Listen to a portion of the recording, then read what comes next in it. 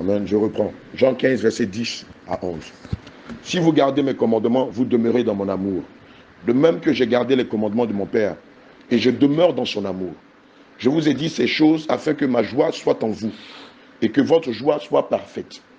Et dans le livre de 1 Jean 5 au verset 3, il est dit, car l'amour de Dieu consiste à garder ses commandements. Et ses commandements ne sont pas pénibles. Alléluia. Que veut dire ces deux premiers versets? Si vous gardez mes commandements, vous demeurez dans mon amour. Car l'amour de Dieu consiste à garder ses commandements. Oui, Rachel? Il faut parler un peu fort. Hein? Ça, j'ai pas bien compris. On doit aimer Dieu. Donc ça veut dire que si moi je dis que j'aime Dieu, que je ne garde pas les commandements de Dieu, est-ce que moi j'aime pas Dieu?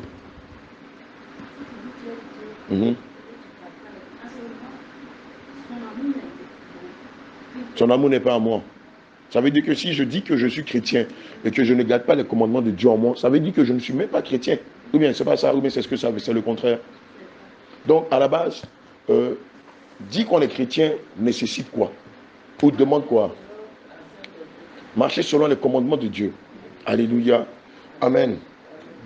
Prenons 2 Jean 1, verset 16. 2 Jean 1, verset 16. Sur quelques constituants, j'ai dit tout à l'heure que nous allons étudier quelques constituants de la saine doctrine. Amen. 1, verset 16. Alléluia. Quelqu'un peut relire 2 Jean 1, verset 6. Et voici en quoi consiste l'amour. Et voici en quoi consiste l'amour. C'est que nous vivions selon le commandement de Dieu. C'est que nous vivions selon le commandement de Dieu. Tel est le commandement selon lequel nous devons vivre. Alléluia. Comme vous l'avez entendu depuis le commencement. Amen.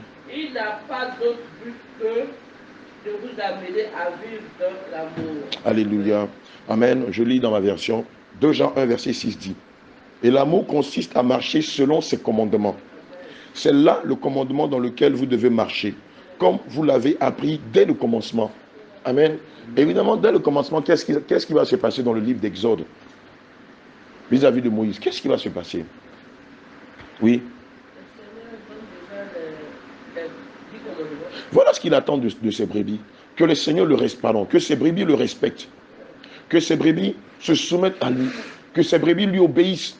Que le peuple qu'il a choisi, en donnant sa vie à la croix, se soumettent à lui, le respectent, le craignent. Amen. Apprennent à l'aimer. Oh, tu ne peux pas dire que tu aimes ton mari sans savoir ce qu'il aime. Amen. Mettez une pause. Maman Jeanne, tu aimes ton mari? D'accord. Alléluia. Maman Sarah, tu aimes ton mari? D'accord. On va faire un petit jeu ensemble. On va voir si vraiment vous les aimez. Maman Jeanne, qu'est-ce que ton mari aime le plus? Il aime les steaks frites. D'accord, super. Maman Sarah, qu'est-ce que ton mari aime le plus? La loco. Ah, il est sur foutu. Toute l'église va m'envoyer à loco demain. Gloire à Jésus. Il aime la loco à quoi? Accompagné de quoi? Amen. Donc, déjà vous savez ce principe-là de. Maintenant, maman Jeanne, qu'est-ce que ton mari n'aime pas? Par-dessus tout. Il n'aime pas le quoi? Il n'aime pas le gombo. D'accord, ok. Maman Sarah et toi, qu'est-ce que ton mari n'aime pas par-dessus tout? Il n'aime pas le désordre. Amen. Mais est-ce que vous savez que le fait de savoir ça démontre que vous aimez vos maris? Mais ce que vous venez de citer, on se s'appelle comment? Ce sont les commandements. Bon, d'accord, ici, on ne va pas parler de leurs commandements. Mais ce sont quoi? Maman, oui, maman Blandine. Ce sont leurs principes. Ce sont leurs règles. Quand vous les avez rencontrés, ils vous ont dit, nous, on vous aime, mais voici nos règles. Si vous voulez être nos épouses, voici nos règles. Moi, j'aime la loco poisson. Moi, j'aime le steak frites. Moi, je n'aime pas le gombo. Moi, je n'aime pas le désordre. Mais à ce juste titre, c'est parce que vous les aimez que vous avez gardé le commandement, que vous avez gardé le principe. C'est parce que vous les aimez que vous avez gardé leurs règles. Alléluia. Amen. Maintenant, si on prolonge cette conception-là vis-à-vis du Seigneur Jésus-Christ, lui aussi, Ce qui démontre qu'on l'aime, c'est qu'on connaît ses commandements. Non seulement on connaît ses commandements, mais qu'est-ce qui va se passer? Le jour où vous ne faites pas les steak frites, ou sur un mois, sur 2 mois, vous ne faites pas d'aloko au poisson grillé, qu'est-ce qui va se passer? Qu'est-ce qui va se passer? Il va être triste. Oui, maman Sarah. Il va se fâcher. Attends, depuis un mois, on mange riz sauce graine. Mais il y a un truc qui ne va pas. Tous les jours, on mange du macaroni. Est-ce que moi j'aime? Dans d'autres demeures, le mari n'aime pas le piment. Ah, tu t'amuses à faire la cuisine avec le piment, tu es foutu. Tu m'entends le tourner dans ta maison. Et la femme veille à cela. Quand une nouvelle servante vient, qu'est-ce qu'elle va lui dire? Elle lui dit, mon mari n'aime pas le piment. Mon mari aime ceci, papa aime cela. Alléluia. Et donc, ce qui démontre que nous aimons Dieu, c'est que nous marchons dans ses règles. Ce qui démontre que nous sommes attachés à lui, c'est que nous gardions ses commandements. Ce qui démontre que nous sommes enfants de Dieu, c'est que nous mettons en application ses voies. Sinon, c'est dit que c'est chrétien, que je fais outre que ce que le Seigneur Jésus recommande. Je me mets moi-même. Alléluia. Tout part de là. Amen. C'est pourquoi il pouvait dire dans 2 Jean 1, verset 6, et l'amour consiste à marcher selon ses commandements. C'est là le commandement dans lequel vous devez marcher, comme vous l'avez appris dès le commencement. Ça veut dire quoi dès le commencement? Ça veut dire même là, si à la base, nos parents connaissaient la saine doctrine, c'est à partir de l'âge de moins d'Odaya, à 7 ans, mais déjà à partir de 3 ans, 2 ans, 3 ans, 4 ans, on commence à leur lire les commandements de Dieu. On commence par leur lire les préceptes de Dieu. Comme ça, quand l'enfant grandit, Christ habite en lui. Et les pierres dans lesquelles ses aînés sont tombés, lui, il ne tombera pas. Ou elle ne tombera pas. Amen. On le voit chez les musulmans. Il y a cette forme d'enseignement qu'ils appellent l'école coranique. Dans laquelle, à partir de 3 ans, l'enfant est enseigné au dogme de l'église, au dogme de l'islam. Amen.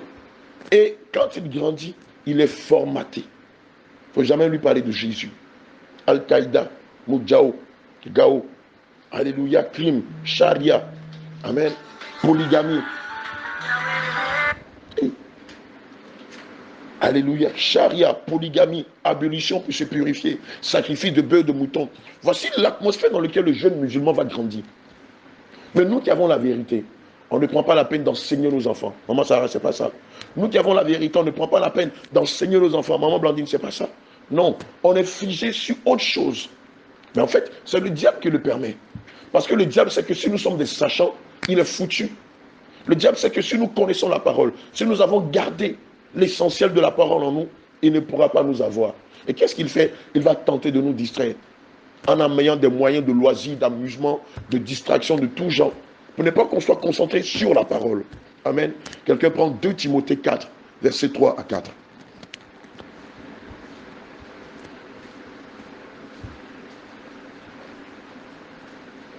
« 2 Timothée 4, versets 3 à 4. Alléluia. Car il viendra un temps. Tu veux lire dans ta version? Vas-y. Voilà. 2 Timothée 4, versets 3 à 4.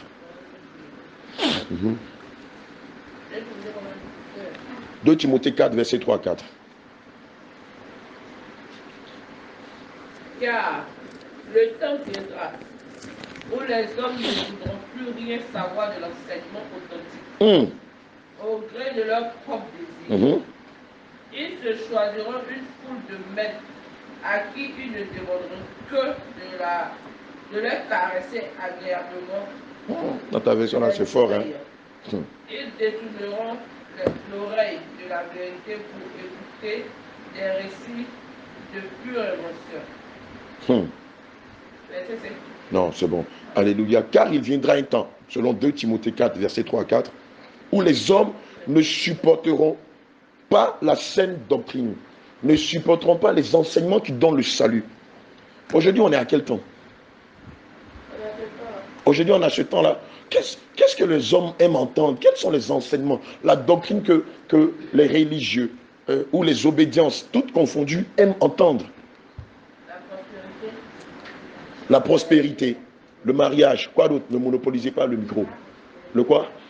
Les miracles, hein? Les auto-auto. Voilà, un coup KO. Alléluia. Quel autre type d'enseignement, de doctrine que Les religieux aiment entendre les églises de la voie large. On a parlé de prospérité, de mariage, de miracle. Quoi d'autre? Le voyage. Merci, que Dieu te bénisse. La facilité. Dieu t'accepte tel que tu es. Dieu regarde le cœur. L'essentiel pour Dieu, c'est le cœur. Voici des doctrines qu'ils enseignent. Quelle autre doctrine encore dont vous avez déjà entendu parler? Il y en a tellement. Marier plusieurs femmes. On le voit avec Gédéon de la Tchétchouva. On le voit avec Takou Philippe. Amen. On le voit avec plusieurs personnes qui se font passer pour des illuminés, qui enseignent qu'on peut marier plusieurs femmes. Voilà, les gracistes qui ont la prétention de dire que le salut ne se perd pas. Or, lorsqu'on lit le livre de 2 Corinthiens 9 au verset 27, l'apôtre Paul lui-même pouvait dire que je traite mon corps durement, je le tiens assujetti, de peur que, après vous avoir prêché, que je ne perde la course ou que je ne perde le salut. Si lui-même, l'apôtre Paul, l'un des plus érudits serviteurs de Dieu dans la nouvelle alliance, a peur de perdre son salut, nous, qui sommes-nous pour dire qu'on ne perd pas le salut?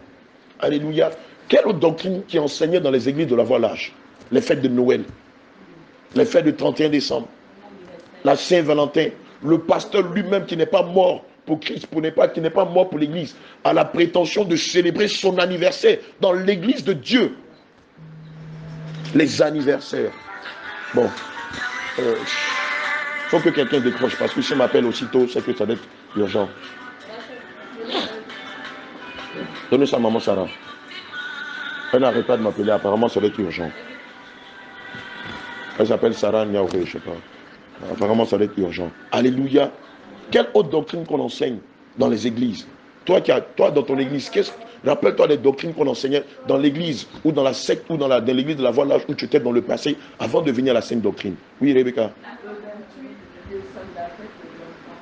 Le 28 décembre, la fête des enfants. Ah, je n'ai jamais su ça. Ok, voilà une doctrine qui n'est pas de Dieu. Amen. La fête des femmes.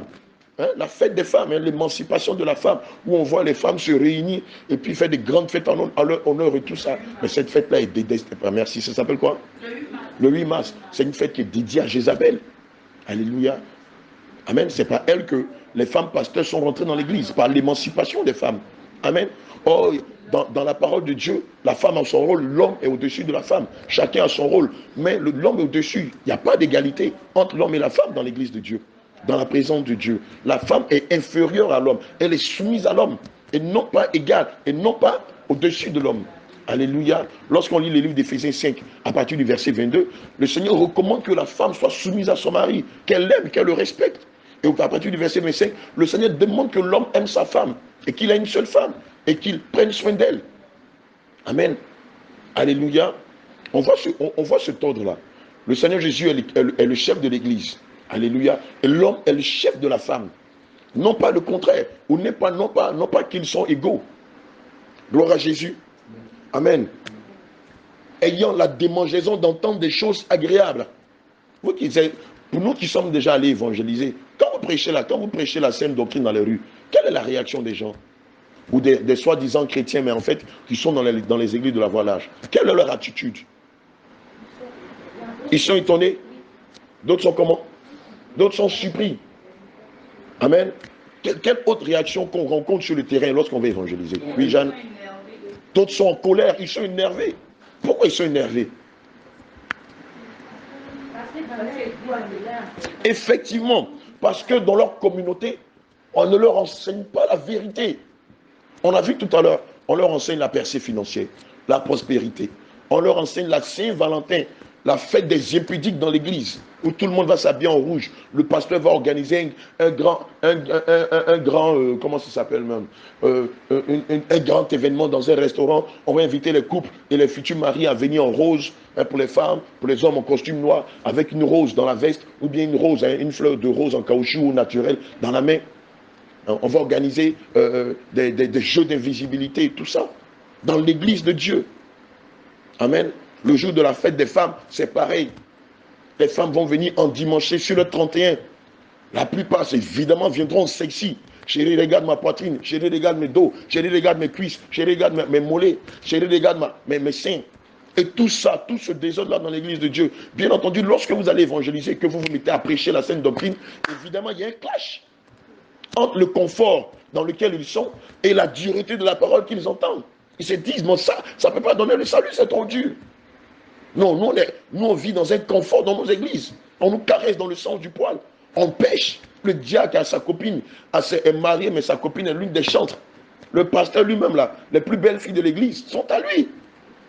Vous venez parler de quoi? Bague. Qui a dit ça? Bague de mariage, quoi. Mais comment on va savoir qu'on est marié? Si moi j'enlève ma bague là, mais il a trompé ma femme. Mais Dieu, même avec ou sans la bague, tu trompais ta femme. Il ne faut pas qu'on se monte. Ils sont hypocrites. Mèche. Ah, ça c'est quel évangile ça? On ne met pas mèche. Oh les gars, vous aussi, laissez tomber. Dieu est plus grand que ça. Mèche. Mèche là. Et puis vous savez dans la Bible. Vous savez. Amen. C'est pourquoi vous aussi, en tant qu'enfant de Dieu, vous devez être solidement attaché à la parole de Dieu. Parce que quand vous allez prêcher, évidemment, le diable qui connaît la parole de Dieu va tenter de vous contester. Si vous ne connaissez pas la parole de Dieu, vous-même qui serez en train de tenter de gagner l'âme, vous serez dans la confusion. Et l'âme que vous serez en train de tenter de gagner va se moquer de vous par l'entremise du diable. Alléluia. Gloire à Jésus. Ayant la démangeaison d'entendre des choses agréables, ils se donneront une foule de docteurs. Oh. Ces docteurs-là, comment on les reconnaît? Ayant la démangeaison d'entendre des choses agréables, ils se donneront une foule de docteurs selon leur propre désir. Comment on reconnaît ces faux docteurs, ces faux frères? Comment on les reconnaît?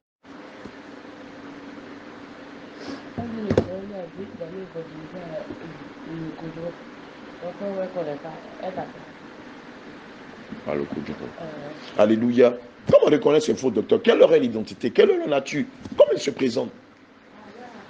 Par leur habillement. Ces faux docteurs-là s'habillent comment? Ils aiment quoi? Ils aiment le luxe. Ils sont bling bling. Voilà, Gouel, voilà, montre en or, voilà, coiffure à la dernière mode. Souvent même, ils vont se défriser les cheveux, faire des curly avec une virgule sur la terre, la Mike Tyson. Ils ont de grosses chaînes avec un crucifix, avec des bagues. Oh, sur les bagues, qu'est-ce qu'on a? Qu'est-ce qu'on retrouve sur ces bagues-là? Des pierres, des rubis. On retrouve des pierres précieuses sur ces bagues-là. Mais à quoi servent ces bagues? C'est magnétisé. Il y a quoi dans ces bagues-là? Il y a la puissance. Ils ont une puissance maléfique dans ces bagues-là. Alléluia. Amen. Quel autre caractère qu'ils ont qui dénote que ce n'est pas de vrais serviteurs de Dieu? Ils sont éloquents. Ah, quand ils parlent, tu es fan. Voici mon pasteur. Ah non, ça c'est mon daddy. Non, je peux mourir pour lui. Amen. Ils deviennent l'idole de ces boucs-là, puisque ce n'est pas des brebis du Seigneur Jésus. Ils deviennent leur idole. Vous pouvez mal parler du Seigneur Jésus-Christ. Cela ne les émouvra en aucun cas. Mais parlez mal de leur daddy. Ils vont vous égorger comme Al-Qaïda qui n'est pas égorgé un Français parce qu'il a blasphémé contre Allah. Ils sont pires que Al-Qaïda. Dites simplement, ton pasteur, sans terminer la phrase, ils vont se jeter sur vous. Ah, ton pasteur, je l'ai vu la dernière fois. Ils ne vont pas attendre la fin de la phrase.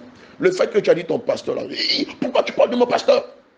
Je t'interdis de parler de mon pasteur. Jaloux, aigri. Est-ce qu'on peut être aigri ou jaloux de la puanteur ou des excréments? Est-ce qu'on peut être jaloux de quelqu'un qui a décidé lui-même délibérément d'emprunter la voie lâche? En quoi est-ce que nous sommes jaloux lorsqu'on parle de... Alléluia. Maintenant, il y a un autre fait qui les démarque des vrais serviteurs, des vrais docteurs. Ils portent quel titre? Quels sont les titres ou les genres de titres qu'ils portent? Révérend. Alléluia. Naturellement, est-ce qu'un homme de Dieu peut s'appeler révérend? Quelqu'un a son téléphone ou bien le dictionnaire, cherchez le mot révérend. Quelqu'un a son téléphone? Oui. Il y a révérence. Amen. Le mot révérend ou révérence est dédié à qui à la base? C'est dédié à qui? C'est dédié à Dieu. Non pas un homme. Hein. Alléluia. Alléluia. Évidemment, le révérend est un attribut qui est dédié à Dieu. Amen. Au même titre que grand, que puissant, que super puissant. Ces superlatifs ou ces caractères-là ne sont réservés exclusivement qu'à Jésus. C'est Jésus qui est révéré. Révérer, c'est adorer, c'est louer, c'est se soumettre à. Amen. Or, ces superlatifs ou ces qualités-là ne sont dédiées qu'à Dieu seul, c'est-à-dire à Jésus seul. Bon, maintenant, si un individu se fait appeler révérend, ça rime à quoi? De se faire appeler révérend. À l'église catholique. Voilà d'abord l'origine de ce caractère-là.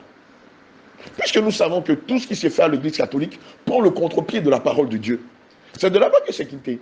Maintenant, aujourd'hui, dans nos églises évangéliques, on voit des pasteurs qui ont le titre de révérend, comme si c'était des évêques, comme si c'était des curés, comme si c'était des monseigneurs, comme si c'était des papes. Alléluia. Ils portent encore quel autre titre? Qui font d'eux des faux frères ou des faux serviteurs. Pardon? Évêque. Guy Vincent, le pasteur Guy Vincent ici en Côte d'Ivoire, se fait appeler archibishop évêque Guy Kodja Vincent. Waouh! Au-dessus même, archi.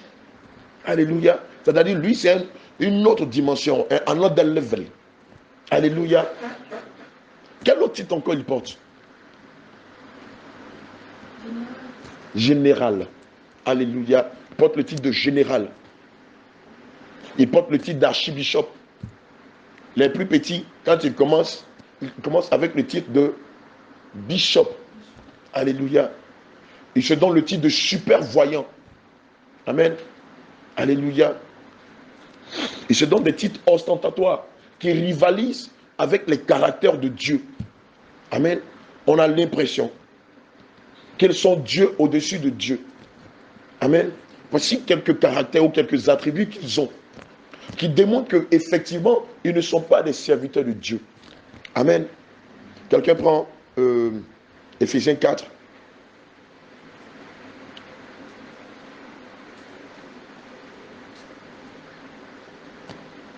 Attendez d'abord qu'on finisse. Attendez, et puis on va revenir là-dessus. Ils détourneront l'oreille de la vérité et se tourneront vers des fables. Amen. Alléluia.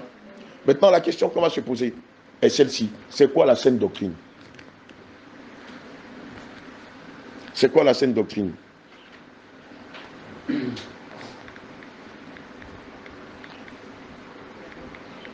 Avant qu'on ne me réponde, on va se poser cette question-là. Quels sont les véritables ministères qu'on doit trouver dans l'église de Dieu? Quelqu'un prend Éphésiens 4, verset 11. Oui, en attendant. On a 5 ministères dans l'église de Dieu. Quelqu'un peut me donner un ministère qu'on doit retrouver absolument dans l'église de Dieu? Oui. Voilà, le ministère des apôtres. Voilà un ministère qu'on doit trouver dans l'église de Dieu. Quel autre ministère? Pardon? Non, on a dit qu'on a 5 ministères dans l'église de Dieu. Donc, on a 5 ministres qui enseignent l'église, qui préparent l'église pour l'enlèvement. Oui, pour l'enlèvement. On a le ministère de pasteur, le ministère pastoral. On a quel ministère encore? On a le ministère de prophète. Quel autre ministère encore? On a le ministère de docteur. Et quel autre ministère? On a le ministère d'évangéliste. En dehors de ces 5 ministères, si quelqu'un vient dire qu'il est archibishop, qu'il est évêque, qu'il est monseigneur, qu'il est super puissant, qu'il est général de Dieu, qu'il est quoi encore même? Donnez-moi les ministres, le truc là. Vous avez dit qu'il est évêque. Non, je parle des 5 ministres qui enseignent l'église de Dieu. Les 5 ministres qui enseignent l'église de Dieu. Ne vous perdez pas en conjoncture, je vous en prie. Amen. Les 5 ministres sont l'apôtre, le docteur, le pasteur, l'évangéliste et le prophète. Voici ceux-là qui vont vous conduire, qui vont vous préparer pour le ciel. La louange ne vous prépare pas pour le ciel. La louange vient pour louer Dieu, pour adorer Dieu, pour contempler sa gloire. Amen. Pour amener le peuple à l'adorer. On parle des 5 ministres. Amen. En dehors de ces 5 ministres-là, si quelqu'un vient avec un titre farfelu, il n'est pas de Dieu. C'est un aventurier, lui qui est venu pour satisfaire son ventre et son bas-ventre. C'est de ça qu'il s'agit. Alléluia. Donc, toute église de Dieu doit constituer préalablement les 5 ministères. S'il n'y a pas les 5 ministères, ça veut dire que c'est une cellule pour l'instant. Amen. Qui peut être dirigée par un pasteur, par un prophète, par un apôtre, tout ça. Pour l'instant, c'est une cellule. Mais l'église sera église. Quand on dit église, il y a les 5 ministres, comme les 5 lois de la main, et qui vont se mettre à enseigner les saints, à préparer les saints. Amen. Alléluia. Prends Éphésiens 4, verset 11. Amen. donné les uns comme apôtres. Il a donné les uns comme apôtres. Les autres comme prophètes. Les autres comme prophètes. Les autres comme évangélistes. Les autres comme évangélistes. Les autres comme pasteurs. Les autres comme pasteurs. Et ensuite docteurs. Voici les 5 ministères qui doivent configurer dans l'église des saints. Et donc, on ne va pas dire église prophétique de Yao Kwasikan. Non, non, non, non, ça c'est une boutique. Et dont la fin c'est l'enfer. On ne va pas dire église prophétique de Abla Adjovi, Petit Vieux. Non, ça c'est une boutique dont la fin c'est l'enfer. Alléluia. Toute église de Dieu est à base, à caractère prophétique et apostolique. Amen. Prophétique parce qu'elle est conduite par des révélations, par des prophéties. Apostolique parce qu'elle est conduite, en plus des révélations, par des enseignements. Alléluia. Maintenant, l'autre question qu'on va se poser, c'est quoi la saine doctrine? Quelle idée? Quand on parle de saine doctrine, on fait allusion à quoi? À la sainteté. Ok, ça fait partie des constituants de la saine doctrine. Ok. La saine doctrine, la Genèse jusqu'à l'Apocalypse. La saine doctrine, c'est la Genèse jusqu'à l'Apocalypse. Que Dieu vous bénisse. Oui, Rachel. La saine doctrine, ce sont les commandements de Dieu. Oui, quelqu'un d'autre? C'est la volonté de Dieu. Que Dieu te bénisse. Effectivement, tout ce que vous dites, c'est vrai. Oui, Odaya, la saine doctrine, c'est quoi? Je n'ai pas compris. On doit respecter. On doit respecter qui? Merci, que Dieu te bénisse. On applaudit pour elle. Elle dit la saine doctrine, c'est on doit respecter Dieu. Maintenant, si je vous demande, la saine doctrine, c'est qui? Que me direz-vous? Évidemment, que le Seigneur te bénisse, Abigail. Évidemment, la saine doctrine, fondamentalement, c'est Jésus. Puisque c'est sa parole. Gédéon a dit, c'est la Genèse jusqu'à l'Apocalypse. Donc, la saine doctrine, c'est Jésus.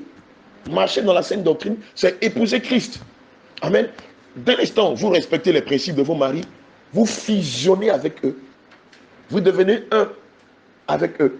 Et le Seigneur pouvait dire que celui qui m'aime garde mes commandements. Et un peu plus bas, il dit que comme je suis dans le Père, si vous restez, si vous m'aimez, moi et mon Père, nous viendrons souper avec vous. Et nous rentrerons dans votre chambre. Ici, c'est la fusion. Si le jour le Père, le Seigneur permet, on va donner l'enseignement sur la fusion. Amen. Dieu veut que nous soyons un avec lui. Mais pour être un avec lui, qu'est-ce qu'il faut faire? Il faut lui obéir. Il faut marcher dans ses pas.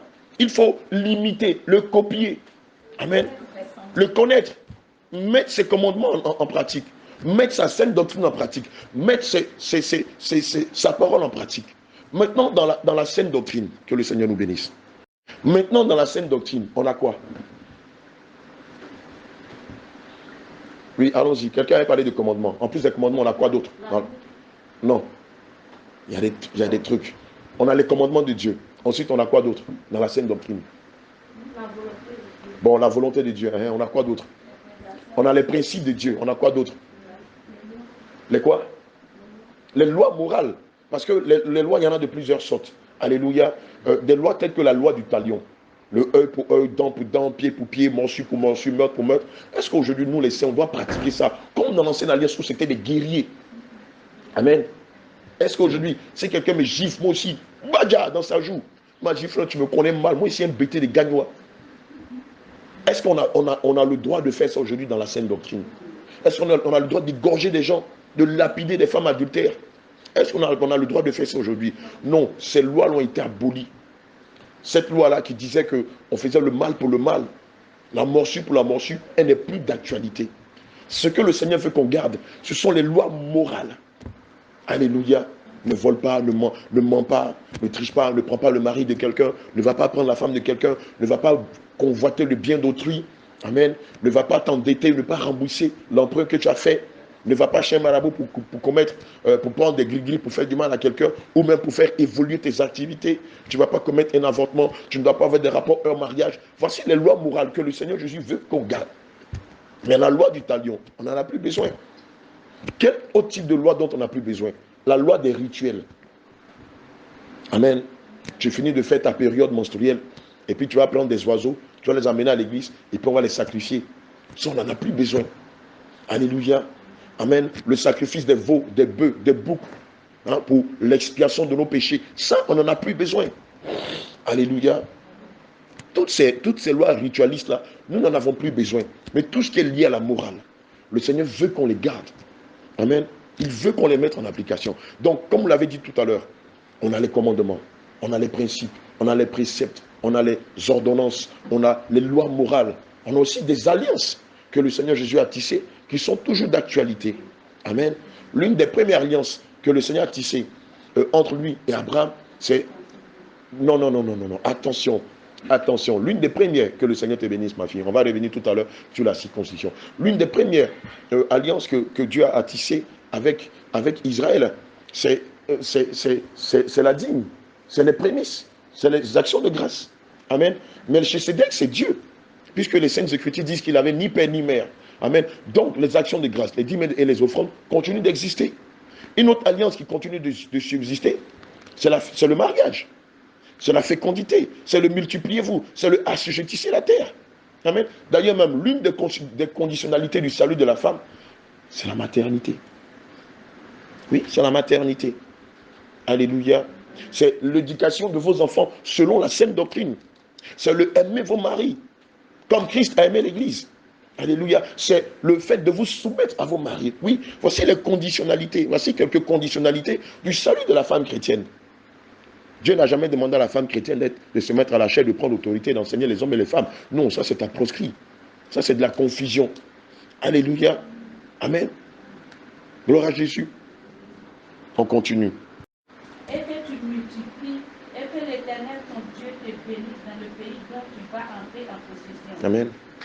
Mais si ton cœur se détourne, si tu n'obéis point, et si tu te laisses entraîner à te prosterner devant votre Dieu et à les servir, je vous déclare aujourd'hui que vous périrez, Amen. que vous ne prolongerez point vos jours dans le pays dont vous allez entrer en possession, Alléluia. après avoir passé le Jourdain. J'en prends aujourd'hui à témoin contre vous le ciel et la terre. Alléluia. J'ai mis devant toi la vie et la mort, Amen. la bénédiction et la malédiction. Choisis la vie afin que tu vives, toi et ta postérité. Amen. Pour aimer l'évangile, ton Dieu, l'Éternel. Pour aimer l'Éternel. Pour aimer l'Éternel, ton Dieu, pour obéir à sa voix et pour t'attacher à lui. Car de cela dépend ta vie et la prolongation de tes jours. Amen. Et c'est ainsi que tu pourras demeurer dans le pays que l'Éternel a juré de donner à tes pères, Amen. Abraham, Isaac et Jacob. Alléluia. Qu'est-ce qu'on peut comprendre par Deutéronome 30, verset 15? On peut disséquer, verset après, phrase après phrase pour comprendre. Regardez la première phrase. Regardez ce que le Seigneur Jésus-Christ dit. Il dit, vois, je mets aujourd'hui la vie et le bien, la mort et le mal. Qu'est-ce que ça veut dire? Pourquoi Dieu nous dit, aujourd'hui, je mets devant toi la vie et le bien, la mort et le mal? Qu'est-ce que ça veut dire? Ça veut dire qu'à la base, Dieu nous laisse choix. Vous êtes responsable. Amen. Vous êtes responsable de vos actes. Vous êtes responsable des décisions que vous allez prendre. Vous êtes responsable des choix que vous allez faire. Vous êtes responsable de ce que vous allez dire. Vous êtes responsable de vos pensées. Amen. C'est à vous de choisir. Mais moi, qu'est-ce que je fais, Dieu? Il dit, je mets la vie et le bien devant toi, et la mort et le mal. Naturellement, qu'est-ce que les gens choisissent d'ordinaire? Ils choisissent quoi, maman Blondine? Ils choisissent la mort. C'est inhérent en l'être humain. Remarquez, pour nous qui avons grandi dans les quartiers tels que Commency, Sikoji et tout ça, quand on écrit sur le mur « interdit d'épicer », qu'est-ce que les gens vont faire? Oh. Maintenant, à la pisser, à la pisse. C'est pas ça. Quand on écrit sur le mur « interdit d'épicer », passez à côté. C'est là maintenant même que le mur sent la pisse. Mais c'est à se demander, mais est-ce qu'ils ont bien compris ce que les gens disaient là?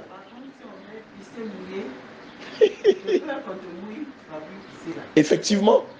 Alléluia. Regardez, les hommes de nature aiment affronter les interdits, aiment affronter les lois. C'est la chair qui fait ça. La chair qui est là, la chair que nous avons là, qui nous pousse à contrarier les lois. Il n'y a pas que les lois humaines. Naturellement, même les lois de Dieu, nous les enfreignons au quotidien. Dieu dit ne vole pas.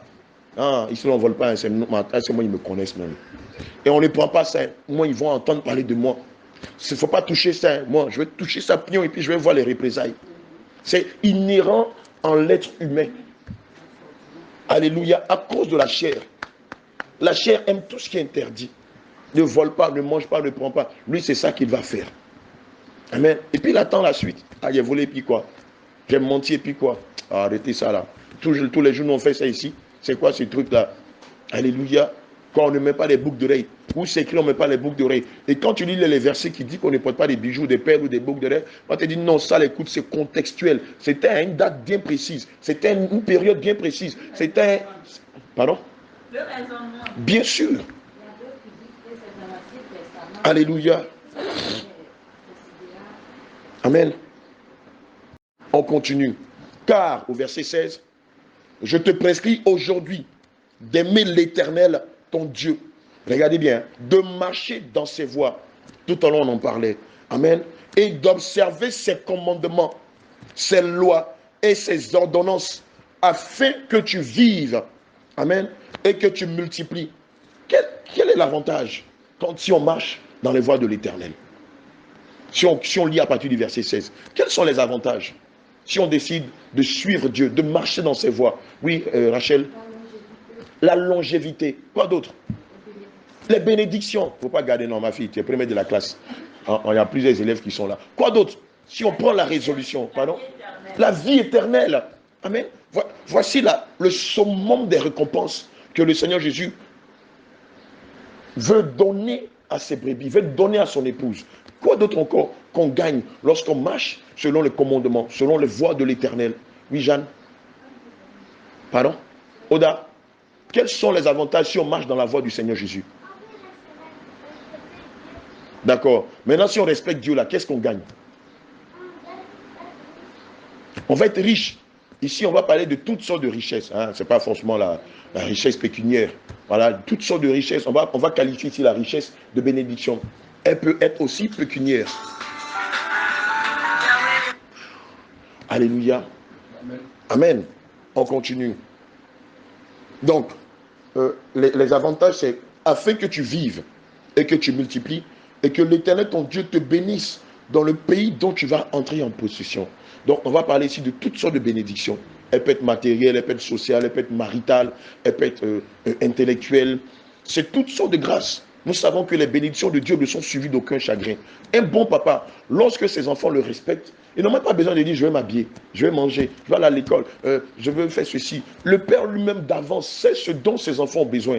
Mais quand l'enfant est réfractaire, quand il est rebelle, quand il se comporte comme un bouc, est-ce que les parents pensent à son devenir? Quand l'enfant persiste à être têtu, à se braquer contre ses parents, à les outrager, les parents, qu'est-ce qu'ils décident de faire? À la fin, ça dit qu'ils sont fâchés, fatigués. L'enfant n'arrête pas de faire bêtise sur bêtise, délinquance, prostitution, drogue, crime. Qu'est-ce que les parents font? On le met dehors. Pire que ça, qu'est-ce qu'ils font? Pire que le mettre dehors, qu'est-ce qu'ils font? Puisqu'en principe, quand on met des enfants au monde, c'est pour leur donner l'héritage qu'on a reçu de nos labeurs, n'est-ce pas? Qu'est-ce qu'ils vont faire si l'enfant continue? On va le déshériter. Ça, c'est le pire des sentiments, la pire des malédictions qu'un parent aura vis-à-vis d'un de ses enfants qui est réfractaire. Ils vont le déshériter. Tous les biens qu'on a bâtis là, de nos mains, tu n'auras rien. On t'enlève, on te retire sur les enfants sur nos enfants qui vont hériter de nos biens. Amen. Mais si nous-mêmes naturellement on le fait, Dieu aussi est capable de le faire. Amen. Si nous ne nous soumettons pas à lui, si nous n'obéissons pas à ses voies, si nous ne marchons pas dans ses pas, si nous ne marchons pas dans ses commandements, las de nous voir nous vautrer dans la boue, un matin il nous déshérite. Amen. Ici l'héritage il est céleste. Alléluia. Et donc celui qui est réfractaire, qui prend le contre-pied de la parole de Dieu, qui est rebelle à la parole de Dieu, ne verra pas la gloire de Dieu, n'aura pas la grâce de rentrer dans la félicité divine. Alléluia. Pour célébrer l'éternité avec Christ. Amen. On continue. Au verset 17. Quelqu'un peut lire? Si ton cœur se détourne, si tu n'obéis point Et si tu te laisses entraîner à te prosterner devant d'autres dieux et à les servir, je vous déclare aujourd'hui que vous périrez, que vous ne prolongerez point vos jours dans le pays dont vous allez entrer en possession après avoir passé le Jourdain. Alléluia. Verset 17 à 18. Mais si ton cœur se détourne, si tu n'obéis pas, et si tu te laisses entraîner à te prosterner devant d'autres dieux, qu'est-ce à dire? D'accord. Maintenant, c'est vrai. Maintenant, quels sont ces dieux devant lesquels on se prosterne au quotidien? Sans se rendre compte qu'on adore d'autres divinités. Les quoi? Les étoiles. Ok, d'accord. L'argent, évidemment, l'esprit mammon. Hein, le Dieu avec petit d. Hein, le Dieu mammon. Alléluia. Les astres, elle a parlé des étoiles. Chez les musulmans, on voit que pour célébrer le ramadan, on va chercher à scruter la présence de la lune quelque part dans une ville, dans une région, dans un pays. Alléluia. Et si malheureusement la lune n'est pas arrivée, le carême continue. Amen. Or, le Seigneur nous a dit de prendre garde à nous, de ne pas nous prosterner devant ces choses-là. Hein? Alléluia. Quel autre Dieu devant lesquels l'humanité se prosterne au quotidien sans s'en rendre compte? Les statues de Bouddha, les statues de Marie, les statues que nous avons dans nos villages. Dans nos villages, nous avons les mêmes statues que ceux de l'église catholique. Pardon, que celles de l'église catholique. Dans nos villages, vous allez voir deux statues. Une statue féminine, une statue masculine. Alléluia. Amen. Et à qui les grands-parents donnent des foufous, des biscuits, des gerbes de fleurs, de l'argent, à une période bien définie de l'année. On leur adresse une fête, on leur dédie leurs enfants. Ils disent, poupée baby masculine, poupée baby féminine. Voilà, ma progéniture là, je te les confie jusqu'à telle génération. Amen. Ils vendent la destinée de leurs enfants et de ceux même qui ne sont même pas encore sortis de leurs entrailles. Alléluia. C'est pourquoi d'ailleurs vous allez voir que dans beaucoup de délivrances, tel ou tel esprit des ancêtres vont se manifester et la personne à la fin te dira, mais moi je ne suis jamais allé au village. Moi je n'ai jamais adoré ça. Et comment ça se fait que ces esprits ont été dans ma vie? Parce qu'avant leur naissance, les ancêtres les ont dédiés à ces esprits-là. Alléluia. Comme on va dire, Seigneur Jésus, je te dédie toute ma progéniture, je te consacre toute ma progéniture jusqu'à la 1000e génération. C'est comme ça aussi quand nos pères vont adorer ces esprits-là, ces faux dieux-là, toutes leurs progénitures leur sont dédiées jusqu'à la 4e génération. Si la 4e ou la 5e génération ne vient pas briser l'enchantement ou le maléfice, la malédiction continue de génération en génération. Alléluia. Quel autre faux Dieu qui est adoré tous les jours? Oui? Oui, Rachel? Il y a d'autres qui adorent l'eau. Oui? Jézabel. Quand tu dis Jézabel, donne plus de détails. Maman Blandine ici ne sait pas trop de quoi il s'agit. Oui? Évidemment, lorsqu'on porte des mèches, vous rendez un culte à Jézabel. Ah oui? Comme le féticheur qui rend un culte à un esprit des eaux, un esprit de montagne, un esprit de forêt. Lorsque vous mettez des boucles d'oreilles aussi petites qu'elles sont, malheureusement, vous êtes en train de rendre un culte à Jézabel. Les maquillages, c'est un culte que l'on rend à Jézabel. Les fossiles, oui, Odaya. Quoi d'autre qui dit qu'on rend un culte à Jézabel? Ma copine, pardon, il n'y a pas, on ne doit pas ici. On t'a attrapé. Quand tu te maquilles là, tu rends un culte à qui? À Jézabel ou à Jésus? À Jézabel. D'accord. Quoi d'autre? Oui, Gédéon. Évidemment, lorsque vous mettez des talons, lorsque vous portez des talons à vos pieds, vous rendez un culte malheureusement à Jézabel, la déesse de la beauté, la déesse des artifices. Oui, Odaya. Quand on porte les talons, on devient long. Est-ce que papa veut qu'on devienne long? Il veut qu'on garde sa taille, c'est ça, non? Évidemment, c'est un culte à la fausse divinité, Jézabel. Le port des pantalons, c'est un culte qu'on rend aux esprits des eaux. Quoi d'autre? Oui? Ah, et les habits qui plaquent. Ma fille, que Dieu te bénisse. Alléluia. Les vêtements près du corps, c'est un culte qu'on rend à Jézabel. Parce qu'en les portant, quel est l'esprit qui est derrière? Évidemment, c'est la séduction. Lorsqu'on porte des habits près du corps, le but ici, c'est de séduire. C'est de chercher à plaire.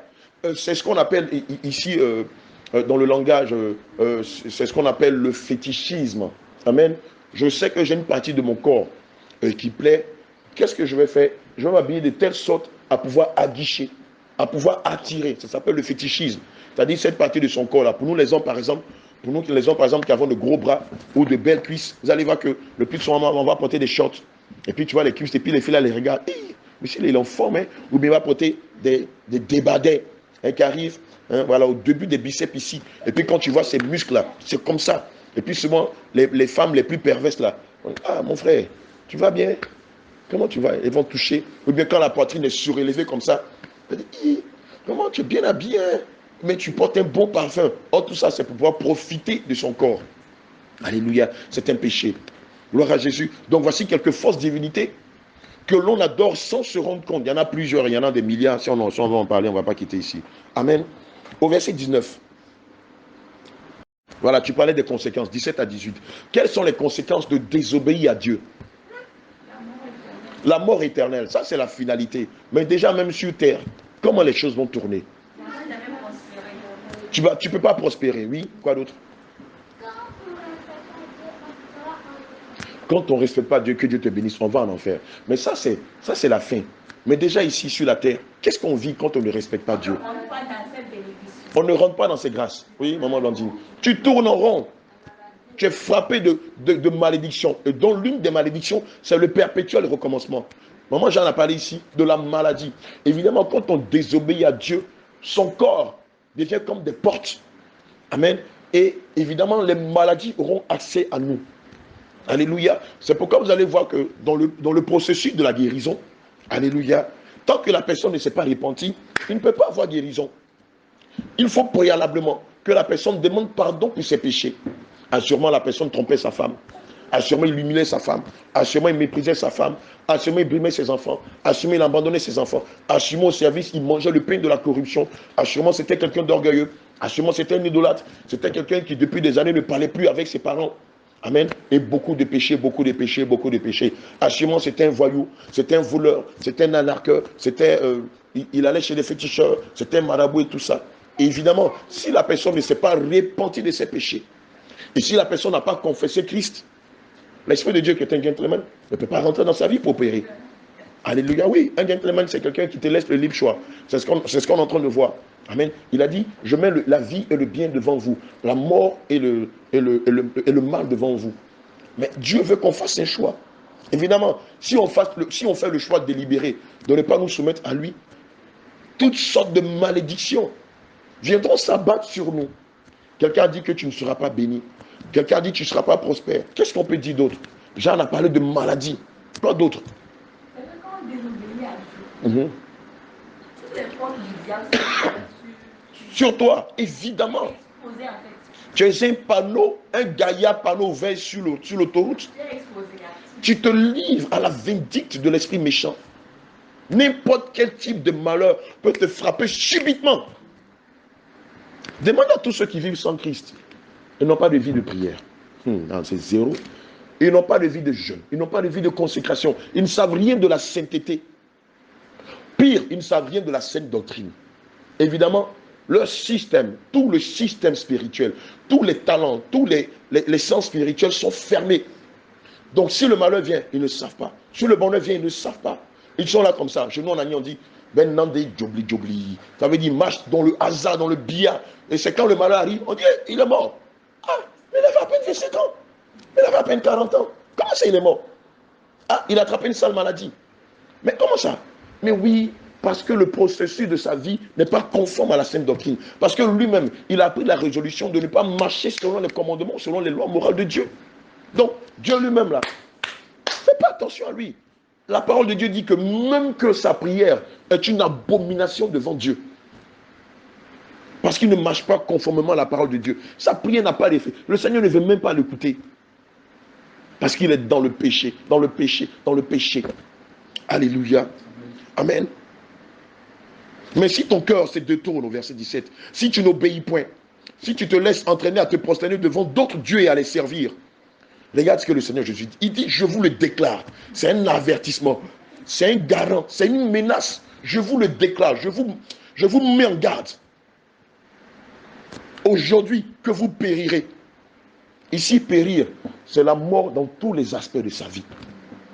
Dans ton foyer, ça ne va pas. Dans ton travail, ça ne va pas. Dans les études de tes enfants, ça ne va pas. Dans tes projets, tout est mort, mort, mort, mort, mort. Alléluia. Gloire à Jésus. Que vous ne prolongerez point vos jours dans le pays dont vous allez entrer en possession. C'est-à-dire, toutes les promesses que le Seigneur a faites quand tu étais dans le sein de ta mère, là, le Seigneur lui-même, là, il arrête le décret de ses promesses. Parce que tu ne mérites même pas qu'on te donne quoi que ce soit. Tu ne mérites rien. Donc le Seigneur te laisse faire. Comme tu penses que tu es plus Dieu que Dieu, fais, on va voir. C'est toi qui as créé l'humanité, non? C'est toi qui établis ses fondements et ses règles. Fais, on va voir. Et puis tu es là, tu vas de malédiction en malédiction, de malheur en malheur, de maladie en maladie, de confusion en confusion, de région en région, de problème en problème, de blocage en blocage, d'obstacle en obstacle. Tu dis, aïe, mais moi ma vie là c'est comment? Puisque toi tu as décidé de vivre sans Christ, le Seigneur aussi, il s'en lave les mains. Bon débarras. Alléluia. Au verset 19. J'en prends aujourd'hui à témoin contre vous. Regardez, le Seigneur ici, à la limite, c'est comme s'il jurait sur le ciel qu'il a créé et la terre qu'il a créée. Quelquefois, pour des gens qui nous ont outragés, pour des gens qui ont blasphémé le Saint-Esprit en nous, vous savez ce que le Seigneur a dit? Le Seigneur Jésus a dit, à moins que moi je ne suis pas Dieu, pour les méchancetés qu'ils ont dit à mes serviteurs, à mes servantes, ils verront. Alléluia. Je prends toujours ce témoignage, il y en a plusieurs comme ça. Hein. Mais le témoignage qui m'a le plus marqué, ce sont ces 4 dames, dans les débuts de notre ministère, Maman Sarah et moi, qui se moquaient de nous, qui nous ont humiliés à plusieurs reprises. Surtout Maman Sarah même. Un jour, le Seigneur exaspéré, vous savez ce qu'il nous a dit? Il nous a dit, ces 4 femmes-là, si moi Jésus, je ne suis pas Dieu, elles vont se marier. Mais si moi Jésus, je suis Dieu, et que j'ai fondé les cieux et la terre, elles ne vont jamais se marier. Et puis elles vont voir la suite. Oh, on s'est levé dans l'intercession pour elles. Le Seigneur a dit, je n'écoute même pas vos intercessions. Vous ne savez pas que, en vous humiliant, en vous blâmant, c'est contre mon Esprit Saint qu'elles ont fait cela. Jusqu'à présent, ça fait plus de 10 ans. Elles sont très belles, hein, très belles femmes. Beauté africaine, comme les hommes rêvent là. Jusqu'à présent, gars, je dis, là, je dis, viens voir l'hôtel, il n'y en a pas. Et toutes les fois où elles ont tenté de forcer le mariage, ça s'est terminé par des scandales. Comment ça n'a rien à voir descendre à vous dire ça?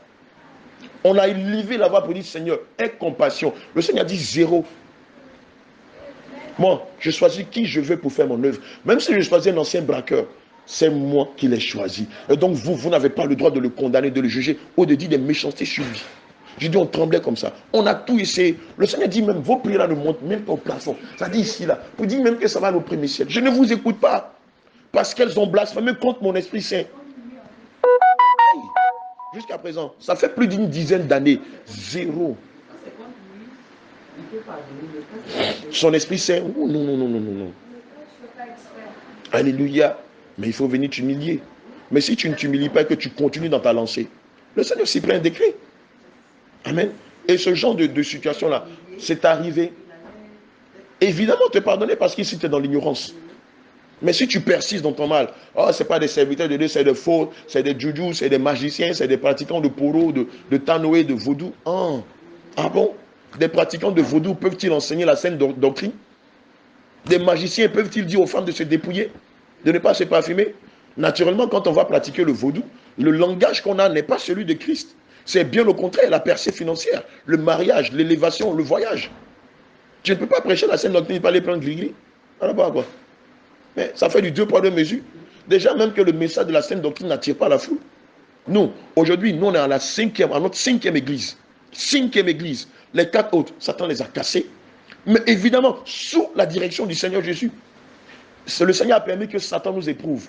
Arrête de prêcher ça, le message là. On va te glorifier. Arrête de prêcher la saine doctrine. On va te donner des maisons, des femmes, des voitures, tout ce dont tu désires.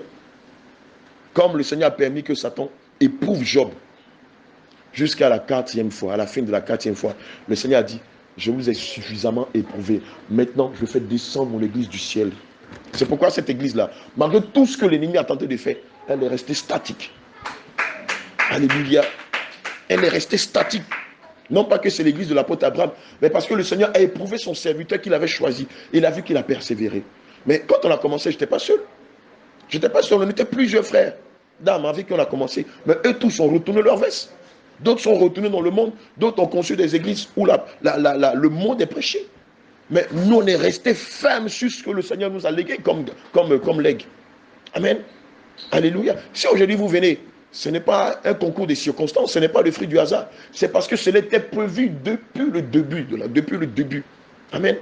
Aujourd'hui, quand vous venez, moi je suis content. Mais vous imaginez, il y a 4 ans, il y a 5 ans, les injures qu'on subissait, les méchancetés qu'on subissait, les arrestations, pour vous. C'est pas facile de gagner une brebis à Christ. Mais même quand elle... Pardon? Hey, tu as fait l'œuvre de Jésus et on ne va pas t'arrêter. Je suis champion de toute catégorie d'emprisonnement. Mais parce que ce qu'on prêche ne plaît pas au monde. Ça te dérange?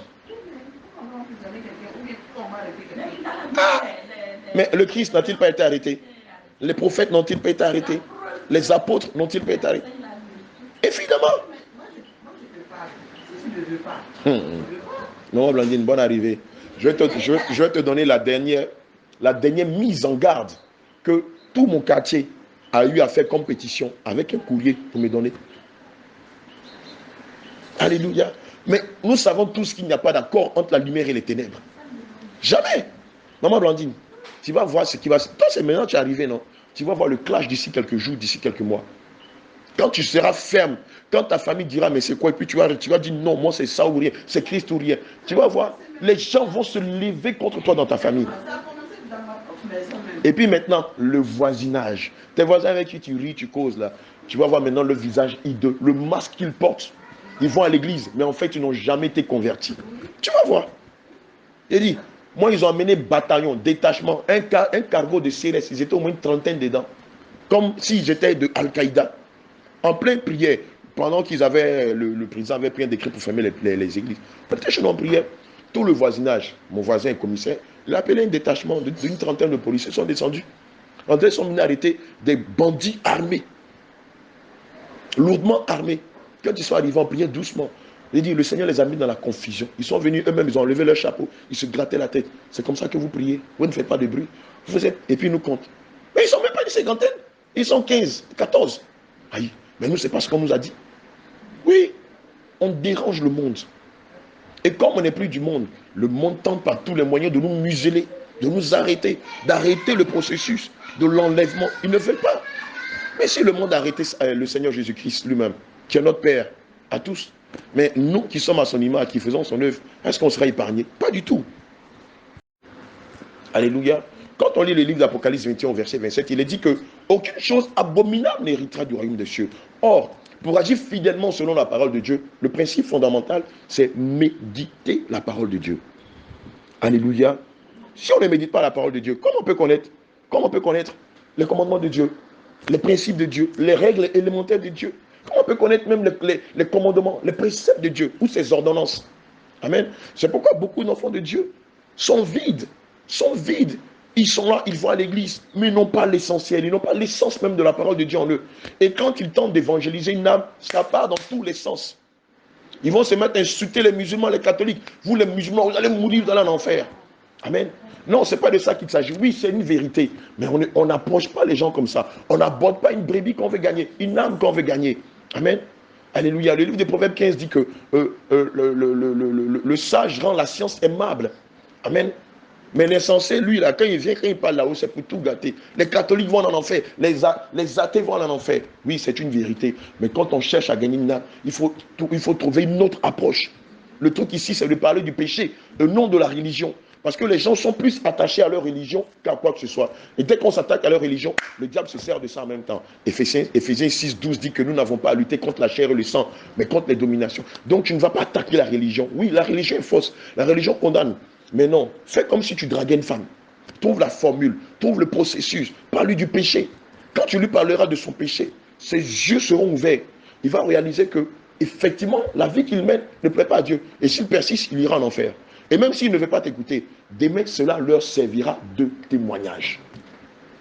Alléluia. Et donc, le premier principe, c'est de méditer la parole de Dieu. Alléluia. Amen.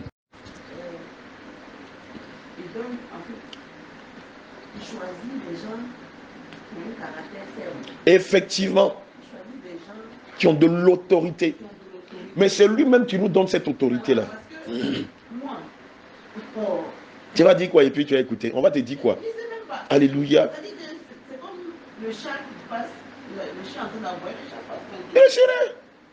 Quoique le chien est gros, dans le combat, on sait ce que vaut le chat. Alléluia. Une belle image. Bien sûr. Tu as fait ton choix. Ton choix, c'est ton choix. Alléluia. Je me souviens quand j'étais jeune, j'étais avec mes parents morts. Mais je ne peux pas manger parce qu'on m'a puni injustement. Je me donne. Je peux ne pas manger pendant 3 jours. Oui. Je bois seulement. Amen. Tu as du caractère. Non, Tu as du charisme. Mon papa même dit, ouais. Ça, c'est fille, garçon. Non, tu devrais naître un homme. Alléluia. Les hommes là. Regardez votre soeur. Amen. Et c'est eux qui vont me demander pardon pour que je mange. Amen. Non. Mais ce que tu as fait, puis j'ai dit que c'est injuste là. Faut me parler d'abord. C'est clair. Sinon, je ne mange pas. Clair. Amen. J'avais mon petit panier. Ça ne va pas le mais je suis ma grand-mère. Voilà. Ma grand-mère me voit, elle sait. Je viens de dépose.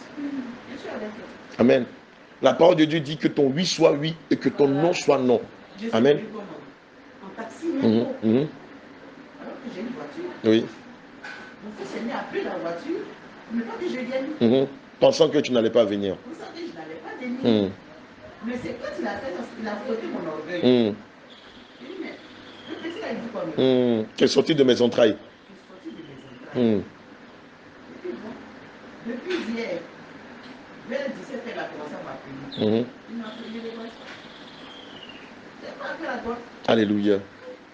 Le salut est individuel. Amen. Quand tu as choisi ton camp,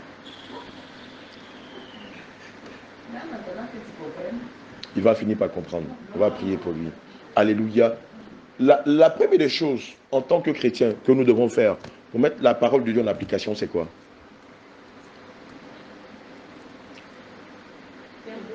Obéir. Non, c'est pas obéir. C'est quoi?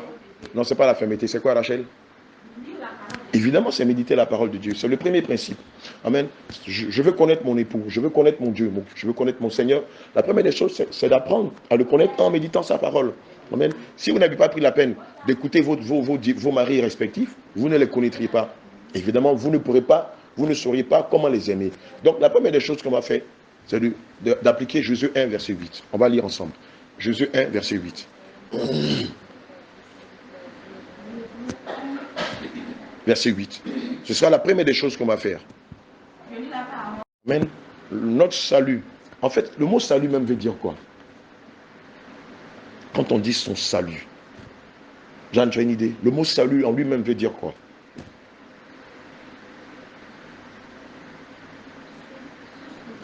Sauver. Effectivement. Salut. C'est grâce à lui que j'ai eu le salut.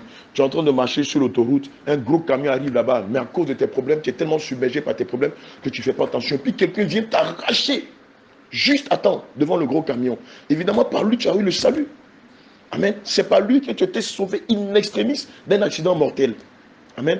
Et celui-là qui vient t'arracher devant le gros camion de façon in extremis, c'est Jésus. Amen. Mais quel est l'acte que le Seigneur Jésus a posé de si fort, qui démontre qu'il nous a donné le salut? Il nous a donné sa vie. Comment? En mangeant des galettes.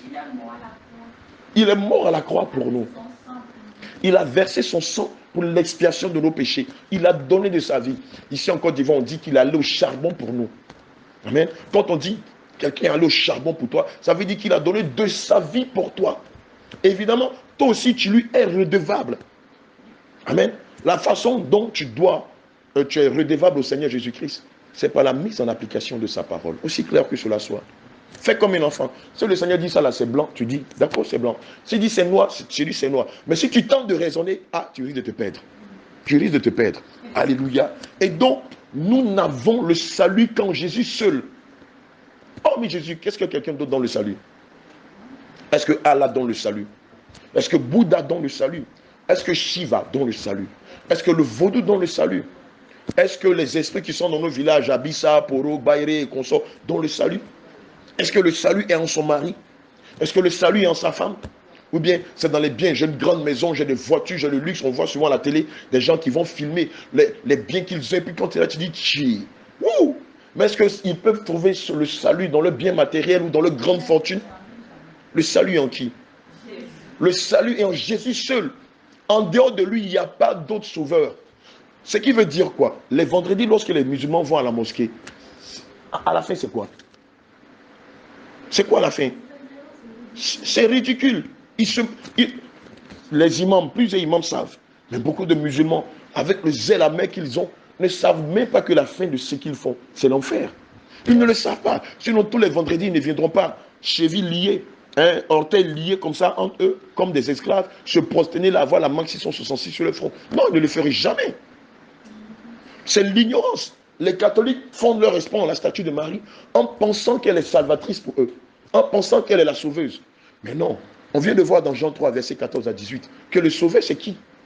C'est lui, tu as dit tout à l'heure. C'est lui qui a donné de sa vie. Est-ce que Marie a donné de sa vie, de son sang pour nous? Jamais. Une statue, elle est honnête. Elle ne bouge pas. Elle ne parle pas quoi qu'elle ait une bouche. Elle ne voit pas quoi qu'elle ait des yeux. Elle n'entend pas quand elle ait des oreilles. Elle est une main, mais regardez quand le feu prend.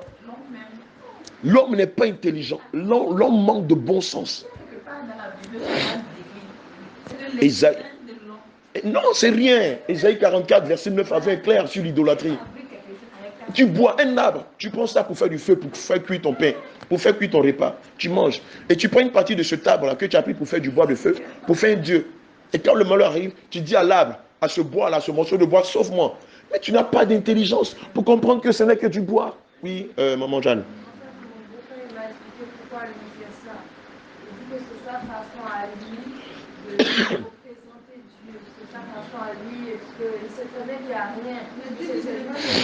C'est ce qu'on voit dans le livre d'Exode 20. Prenons ensemble le livre d'Ésaïe, Ésaïe 5, verset 20. On va voir quelque chose là. Je veux que ce soit maman Blandine qui le lise. Ésaïe 5, verset 20. Ce que le Seigneur pense de nos pensées ou de nos profondeurs. Amen. Notre salut. En fait, le mot salut même veut dire quoi? Quand on dit son salut. Jeanne, tu as une idée? Le mot salut en lui-même veut dire quoi?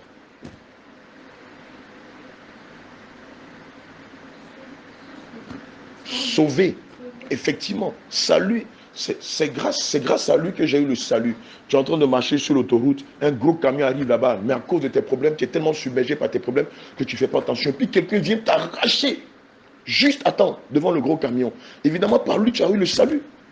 Amen. C'est par lui que tu t'es sauvé in extremis d'un accident mortel. Amen. Et celui-là qui vient t'arracher devant le gros camion de façon in extremis, c'est Jésus. Amen. Mais quel est l'acte que le Seigneur Jésus a posé de si fort qui démontre qu'il nous a donné le salut? Il nous a donné sa vie. Comment? En mangeant des galettes. Il est mort à la croix pour nous. Il a versé son sang pour l'expiation de nos péchés. Il a donné de sa vie. Ici en Côte d'Ivoire, on dit qu'il est allé au charbon pour nous. Amen. Quand on dit quelqu'un est allé au charbon pour toi, ça veut dire qu'il a donné de sa vie pour toi. Évidemment, toi aussi, tu lui es redevable. Amen. La façon dont tu es redevable au Seigneur Jésus-Christ, c'est par la mise en application de sa parole. Aussi clair que cela soit. Fais comme un enfant. Si le Seigneur dit ça là, c'est blanc, tu dis, d'accord, c'est blanc. S'il dit c'est noir, tu dis c'est noir. Mais si tu tentes de raisonner, tu risques de te perdre. Tu risques de te perdre. Alléluia. Et donc, nous n'avons le salut qu'en Jésus seul. Oh, mais Jésus, qu'est-ce que quelqu'un d'autre donne le salut? Est-ce que Allah donne le salut? Est-ce que Bouddha donne le salut? Est-ce que Shiva donne le salut? Est-ce que le vaudou donne le salut? Est-ce que les esprits qui sont dans nos villages, Abissa, Poro, Bayré et consorts, donnent le salut? Est-ce que le salut est en son mari? Est-ce que le salut est en sa femme? Ou bien c'est dans les biens? J'ai une grande maison, j'ai des voitures, j'ai le luxe. On voit souvent à la télé des gens qui vont filmer les biens qu'ils ont. Et puis quand tu es là, tu dis, tchi, ouh! Mais est-ce qu'ils peuvent trouver le salut dans le bien matériel ou dans leur grande fortune? Le salut est en qui? Le salut est en Jésus seul. En dehors de lui, il n'y a pas d'autre sauveur. Ce qui veut dire quoi? Les vendredis, lorsque les musulmans vont à la mosquée, à la fin, c'est quoi? C'est quoi la fin? C'est ridicule. Les imams, plusieurs imams savent, mais beaucoup de musulmans, avec le zèle amer qu'ils ont, ne savent même pas que la fin de ce qu'ils font, c'est l'enfer. Ils ne le savent pas. Sinon, tous les vendredis, ils ne viendront pas, chevilles liées, orteils liés comme ça entre eux, comme des esclaves, se prosterner là, avoir la main 666 sur le front. Non, ils ne le feraient jamais. C'est l'ignorance. Les catholiques fondent leur espoir en la statue de Marie en pensant qu'elle est salvatrice pour eux, en pensant qu'elle est la sauveuse. Mais non, on vient de voir dans Jean 3, verset 14 à 18, que le sauveur, c'est qui? C'est lui, tu as dit tout à l'heure, c'est lui qui a donné de sa vie. Est-ce que Marie a donné de sa vie, de son sang pour nous? Jamais. Une statue, elle est honnête. Elle ne bouge pas. Elle ne parle pas quoi qu'elle ait une bouche. Elle ne voit pas quoi qu'elle ait des yeux.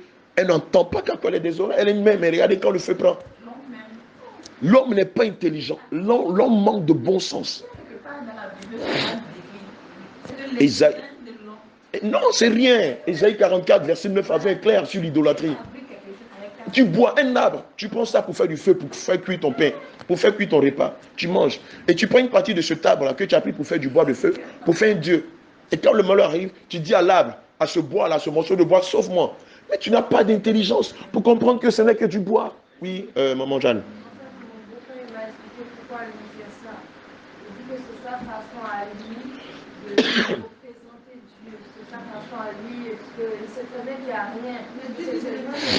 C'est ce qu'on voit dans le livre d'Exode 20.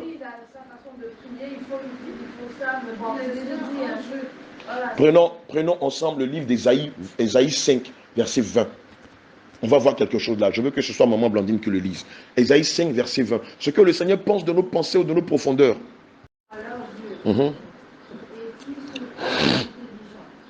Alléluia. Voilà ce que le Seigneur Jésus dit. Il dit, malheur à ceux qui appellent le mal bien et le bien mal. 20 à 21. Hein? Voilà, et c'était maman Blandine qui devait lire, non? Donc maman Blandine peut reprendre, s'il vous plaît. Ésaïe 5, verset 20 à 21.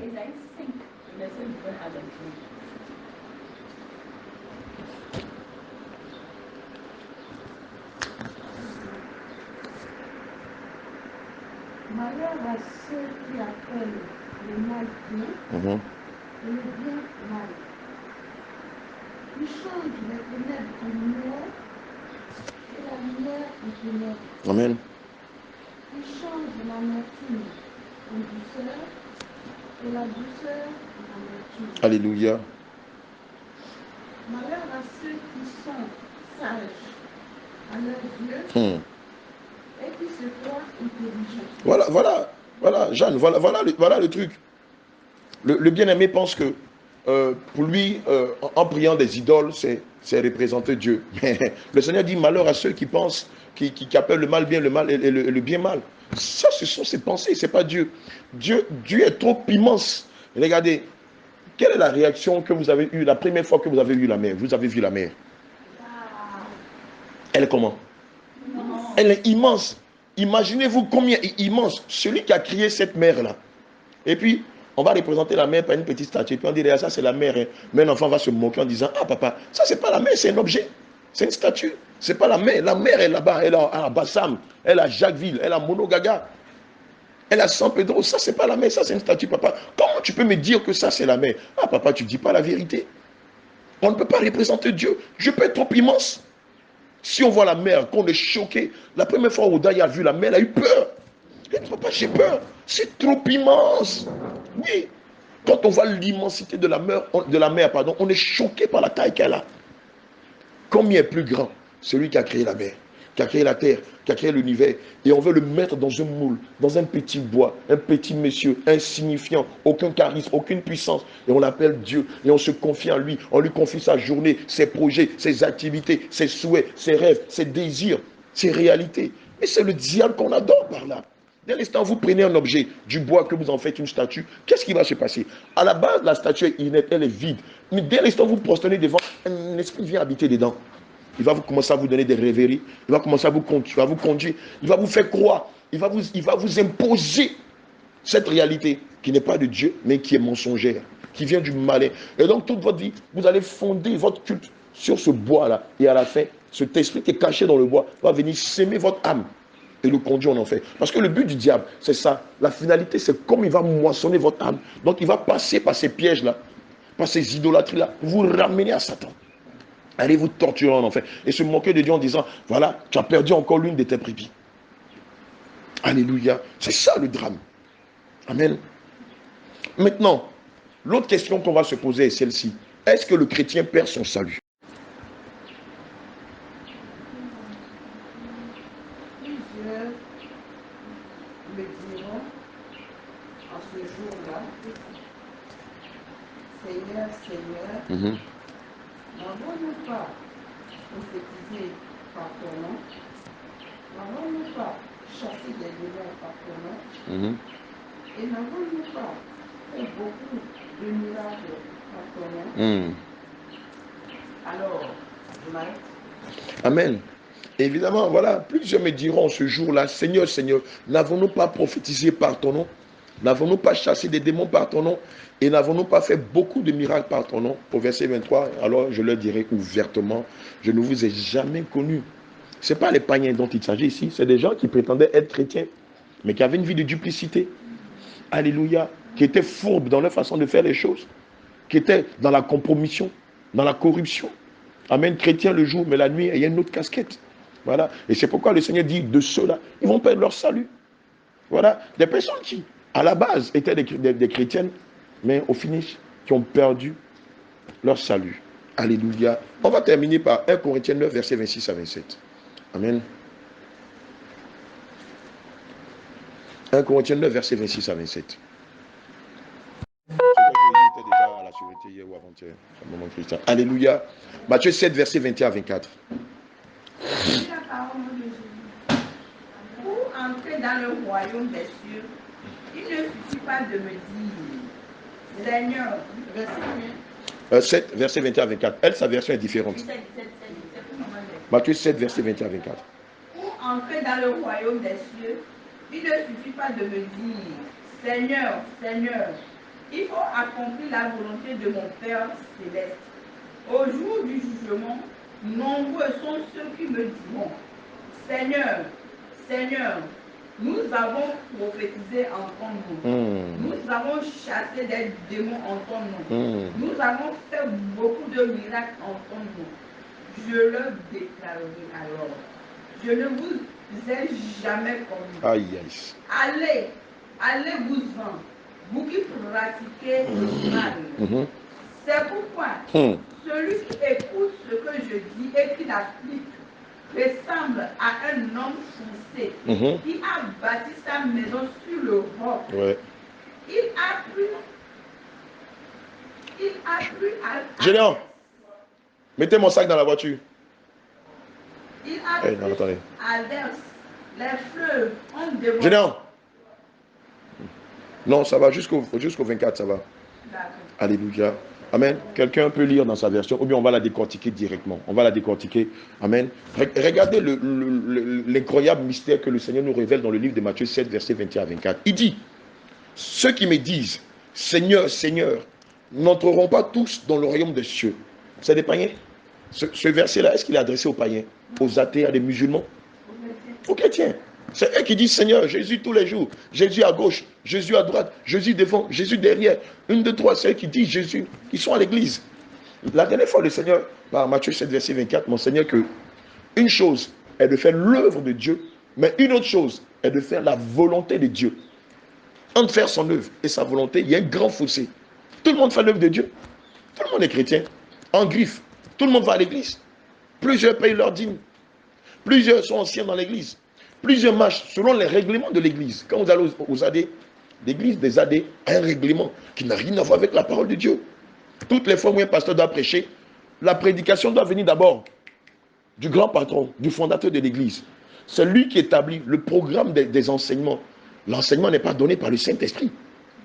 Alléluia. Oui, ils vont à l'église, ils font l'œuvre de Dieu. Mais est-ce qu'ils sont dans la volonté de Dieu? À l'église catholique, le clergé donne des enseignements qui n'ont absolument rien à voir avec la parole de Dieu. Est-ce qu'ils font l'œuvre de Dieu? Est-ce qu'ils disent je dis Jésus, Jésus? L'église méthodiste, pareil. Les témoins de Jéhovah, elles aussi disent Jésus. Mais ils ne reconnaissent pas la divinité suprême de Jésus. Alléluia. Amen. Tu as des églises où les baptêmes ne se font pas. Il n'y a pas de baptême. Ni par aspersion, ni par immersion. On te dit, ah, c'est l'église où tu t'es. Ah, donc là-bas en Guinée, tu ne savais rien de ces choses. Il n'y a pas de délivrance. Oh, le préalable, lorsque vous venez à Christ, c'est déjà passé par la délivrance. Ça, c'est une autre paire de manches. Tout le monde va à l'église. Tout le monde invoque Jésus. Tout le monde dit qu'on est enfant de Dieu. Mais ceux qui font la volonté de Dieu, on les compte au bout des doigts. Et c'est pourquoi Matthieu 7, verset 21 à 24 dit, ceux qui me disent Seigneur, Seigneur, n'entreront pas tous dans le royaume des cieux. Mais celui-là, seul qui fait la volonté, amen, de mon Père qui est dans les cieux. Donc le principal ici, c'est de chercher à faire la volonté de Dieu. Amen. Une chose est de faire l'œuvre de Dieu, mais la plus excellente chose que le Seigneur recommande à ses brebis, c'est de faire sa volonté. Amen. Parce que aujourd'hui, la plupart des églises ont leur volonté à elles, qui n'est pas la volonté de Dieu. Quand vous allez dans telle obédience, voilà comment on enseigne Christ. Dans telle autre obédience, voilà comment on enseigne Christ. Quand vous allez chez Gédéon de la Tchouva, par exemple, il enseigne qu'on peut boire de l'alcool, coucher avec des prostituées, marier plusieurs femmes, goûter, voir. Mais ça, c'est sa volonté à lui. Ce n'est pas celle de Christ. C'est sa volonté à lui. Quand vous allez chez qui? Chez Kakou Philippe. Là-bas, l'œuvre dit que c'est Kakou Philippe qui est Dieu, qui est au-dessus de Dieu, et qui ne croit pas en Kakou Philippe. Évidemment, c'est eux qui vont mourir, qui vont en faire, c'est pas nous. Alléluia. Ils sont en train de faire l'œuvre de Dieu, mais ils ne sont pas dans la volonté de Dieu. Quand vous allez au Bénin, par la fête Banamé, elle dit qu'elle est le Saint-Esprit. Or, nous savons que le Saint-Esprit est d'abord un esprit masculin. D'abord ça. En plus, il est invisible à l'œil nu. Deux, il n'a pas de besoins physiologiques. Il ne mange pas, il ne boit pas, il ne va pas faire caca, il ne va pas faire pipi. Il n'a pas de désir sexuel. Non, ça, c'est pas le Saint-Esprit. Or, elle est mariée. Elle a un mari. Ah, Saint-Esprit, ah Yahweh. Elles font l'œuvre de Dieu, mais ne sont pas dans la volonté de Dieu. Alléluia. Vous allez aux États-Unis, en Russie, il y a des gens qui se font appeler Jésus. Tout près de nous ici, à Sikinsi, il y a un vieux gars, un baoulé qui dit qu'il est Jésus. Non, c'est un vieux gars, un jeune gars. Un baoulé Jésus. Et vous avez des vieillards de mon âge, ou plus vieux que moi, qui sont assis, qui disent, oui papa, c'est toi Dieu, oui papa, moins un sur ta bénédiction. Ah, quel est ce Dieu-là? Regardez mes gros yeux, c'est moi qui vais de toute la terre, eux ne savent pas, regardez bien mes gros yeux là. Mais quand j'ai vu la vidéo, j'ai rigolé, j'ai dit, mais à ce point-là, les gens sont naïfs jusqu'à ce point. Mais bien sûr, c'est lui-même qui les a donné cet esprit réprouvé là. Comme ils ont refusé de s'attacher à la connaissance, le Seigneur lui-même les livre à leur ignorance. Vous ne voulez pas me chercher. Amen. Alléluia. Un Dieu qui parle mal, qui menace les gens et tout ça. Gloire à Jésus.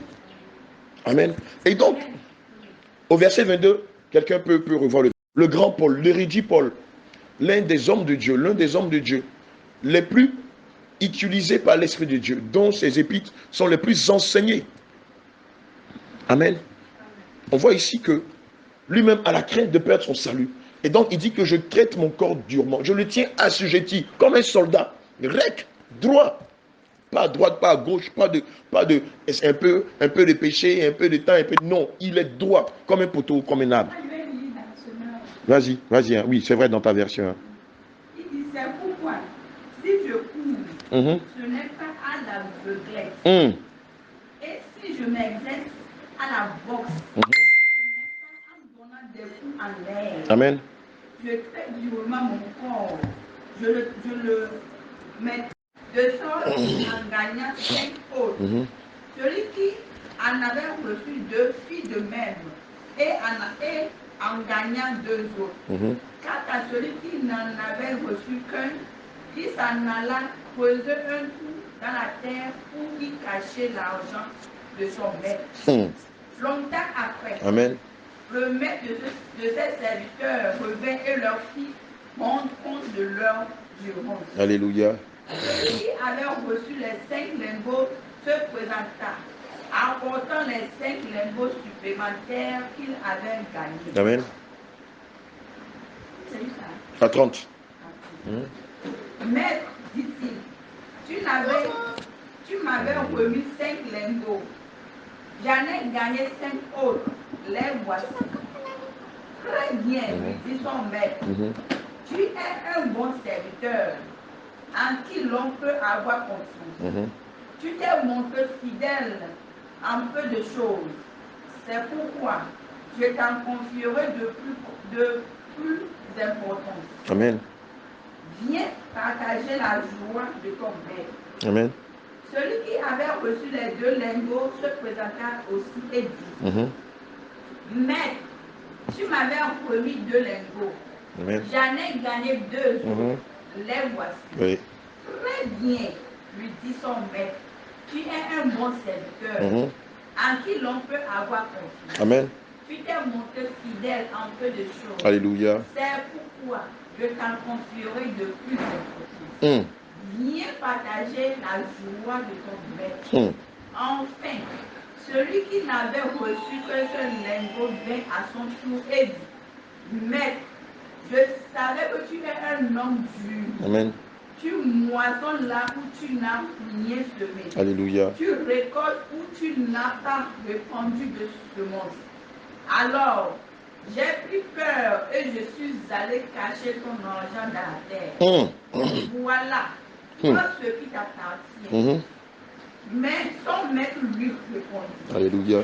Gros bien, fainéant, tu savais que je moissonne là où jamais rien semé. Amen. Et que je récolte là où je n'ai rien répandu de semences. Eh bien, tu aurais dû placer mon argent chez les banquiers. Et à mon retour, j'aurais récupéré le capital et les intérêts. Alléluia. Qu'on lui retire donc le lingot et qu'on lui donne à celui qui en a déjà. Amen. Car à celui qui a, on donnera encore et qui sera dans l'abondance.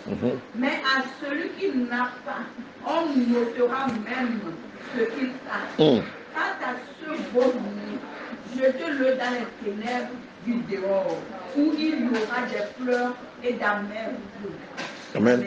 Alléluia. On peut reprendre tranquillement. On va comprendre. Quelqu'un a compris un petit bout de ce qu'on a lu. Qu'est-ce à dire? Que veut dire Matthieu 25, verset 14 à 15? Déjà, le Seigneur nous parle de combien de types de serviteurs? 3 types de serviteurs, d'accord? On va aller tout doucement. Le premier serviteur, il lui a donné combien de lingots ou combien de talents? Il a donné combien? 5 talents. Le deuxième serviteur, il lui en a donné combien? 2. Et le troisième serviteur, il en a donné combien? D'accord. Donc, on a 3 types de serviteurs que le Seigneur va établir, à qui il va donner l'ordre de le servir avec les talents qu'il va leur donner. Donc, le premier en a reçu 5, le deuxième 2, et le troisième 1 talent. Le premier, avec les 5 talents, qu'est-ce qu'il a fait? D'accord. Voyez ces serviteurs-là comme des hommes de Dieu, comme des enfants de Dieu. Amen. Donc, le premier, avec les 5 talents, on peut considérer les talents comme des dons, des talents qui sont inhérents à votre personne, que Dieu vous donne afin d'exercer le ministère, afin d'exercer son œuvre. Alléluia. Amen. Et donc, le premier va évidemment faire montre de ses talents et de ses dons. Amen. Qui vont lui donner 5 autres talents de plus. Le deuxième, ça va lui profiter. Le troisième, qu'est-ce qui se passe avec lui? À partir du verset 25, qu'est-ce qu'il a dit? Prenez à partir du verset 24. Quelqu'un peut lire? Allons-y. Il dit, j'ai eu peur. Et ensuite, qu'est-ce qu'il a dit encore? Voilà. Au départ, à partir du verset 24. Et regardez ce qu'il dit à Dieu. Amen. On parle de 3 types de chrétiens. Amen. On parle de 3 types de chrétiens. Les 2 étant très zélés, étant remplis de feu, de zèle pour l'œuvre de Dieu, qui travaillent au quotidien avec le peu que le Seigneur leur a donné. Alléluia. Amen. Mais le dernier, quelle est son attitude? Amen. Amen. C'est comme s'il accusait Dieu. Malgré le talent que Dieu lui a donné. Il dit non, mais je te connais, tu moissonnes là où tu n'as pas semé. Moi j'ai eu peur, donc je suis allé cacher les dons et les talents que tu m'as donnés. Moi j'ai pas envie d'avoir d'histoire. Moi je suis un chrétien je me sens à l'aise dans mon confort. Moi aller évangéliser dans les rues, parler de toi à ma famille, aller prier pour les malades, aller dans les villages pour évangéliser, faire ton œuvre, tout ça, démontrer aux yeux à tes yeux que je marche dans tes voies. Non, moi, c'est pas mon truc. Non, moi je suis de la noblesse. Voilà, moi je suis un boss, je suis un enfant de cocody. Voilà, je suis un petit blanc. Voilà, non, on ne se salit pas les mains, on ne va pas au charbon pour toi. Tu aurais dû donner ça à quelqu'un d'autre. Maintenant, regardez les représailles. Amen. Regardez les représailles. À partir du verset 28 jusqu'au verset 30. Quelles sont les conséquences? Non seulement le talent, il n'arrache pas. Mais regardez ici. Effectivement, il lui prend son talent, il lui prend son lingot d'or. Amen. Dans son main, il lui prend cela. Amen. Mais en plus de cela, il va le donner à quelqu'un d'autre, à un autre des serviteurs, celui qui a fait fructifier les talents qui sont devenus 10 talents. Un autre point, voilà, il va lui dire ici, au verset 30, regardez la finalité. Amen. Et le serviteur inutile, jetez-le dehors. Alléluia. Jetez-le dehors. Amen. Dans les ténèbres du dehors. Amen. Où il y aura des pleurs et des grincements de dents. Amen. D'abord, ce serviteur-là, il était chrétien ou n'était pas chrétien? Il avait reçu le Saint-Esprit, n'avait pas reçu le Saint-Esprit. Il avait reçu les dons et les talents qui pouvaient lui permettre d'exercer le ministère ou pas. Amen. Mais regardez ce que le Seigneur Jésus dit de lui. D'abord, quel est le qualificatif qu'il lui attribue? De quoi? De serviteur comment? Amen, c'est la même chose. Il est paresseux, il est inutile, c'est un bon à rien. C'est un chrétien. Il a reçu le baptême du Saint-Esprit. On lui a enseigné la sainte doctrine. Mais il n'a rien fait avec les dons, les talents et l'Esprit Saint. Il est paresseux. Il ne veut rien faire. Lui, prier, il sera béni, c'est tout. Le reste, il ne fait pas Dieu. Il n'a pas envie de servir Dieu. Il est trop choco. Il a trop de prestance. Il a trop de qualité. Il est trop bien dans son fauteuil douillet, devant sa télé, dans ses maisons climatisées. Non, il n'a pas envie de servir Dieu. Non, lui, c'est une bonne personne. Il est du bon genre. Voilà. Ceux qui vont dans les rues, là, c'est les apôtres Abraham, là, eux, ils ont grandi dans les quartiers chauds, eux, c'est leur nature, eux, de nature même, c'est comme ça, ils sont, et puis Dieu les a ramassés. Bon, nous, là, nous, on est des enfants de bonne famille, nous. Non, je ne me vois pas en train de me mettre dans les rues. Non, c'est, moi, j'ai de l'éthique, j'ai de la valeur, j'ai de la prestance. Ah bon? Jésus lui-même ne s'est-il pas mis dans les villages, dans les hameaux pour annoncer lui-même sa parole? Nous qui sommes ses imitateurs, n'avons-nous pas le devoir de faire au même titre que lui ce qu'il a fait? Alléluia. Et le serviteur inutile, jetez-le dans les ténèbres du dehors, où il y aura des pleurs et des grincements de dents. Amen. Donc le chrétien est à même de perdre son salut s'il est comme ce serviteur-là. Alléluia. Ou il peut être sauvé s'il est comme les deux premiers serviteurs. Mais comme on a vu dans le livre de Deutéronome 30, je mets la vie et le bien devant toi, le mal, le mal et la mort devant toi. Mais toi, choisis. Tu veux choisir quoi? Évidemment, si tu choisis la vie, tu dois t'absteindre au commandement de Dieu. Les dons et les talents que Dieu t'a donnés, tu dois les mettre en exergue. Amen. C'est pour ça que vous verrez qu'à Jésus revient, les pasteurs ne sont pas les pasteurs chocos qui s'asseyent et qui donnent des ordres aux jeunes appelés pour dire, bon, vous allez évangéliser. Nous, on est calfeutrés dans nos grands fauteuils de grands patrons, de grands pasteurs. Non, tout le monde au charbon. Maman Sarah, quand les congés arrivent, elle est au charbon avec nous. Odaya, tous nos enfants qui vont à l'école, quand les vacances arrivent, tous les bébés, 3 ans, 4 ans, on est tous à l'évangélisation. Ceux qui sont beaucoup plus libres, ils vont dans les villages avec nous. Ils vont dans les hameaux avec nous. Non. Mais si nous nous laissons le terrain, les membres de l'église ne diront pas non. À moins qu'ils soient comme ce serviteur inutile. Alléluia. Donc, ce qui sous-entend qu'on peut perdre son salut. Dans certaines communautés religieuses, telles que les gracistes, telles que chez les Gédéons de la Tchétchouva, telles que chez Kakou Philippe et dans beaucoup d'autres communautés, ils enseignent que le salut est gagné d'avance. Amen. Salut un jour, salut pour toujours. Donc, tu peux fumer, tu peux boire, tu peux voler, tu peux abuser des gens. Ne t'inquiète pas, ton salut est garanti. Mais c'est un mensonge du diable, c'est encore l'une des ruses du diable. Alléluia.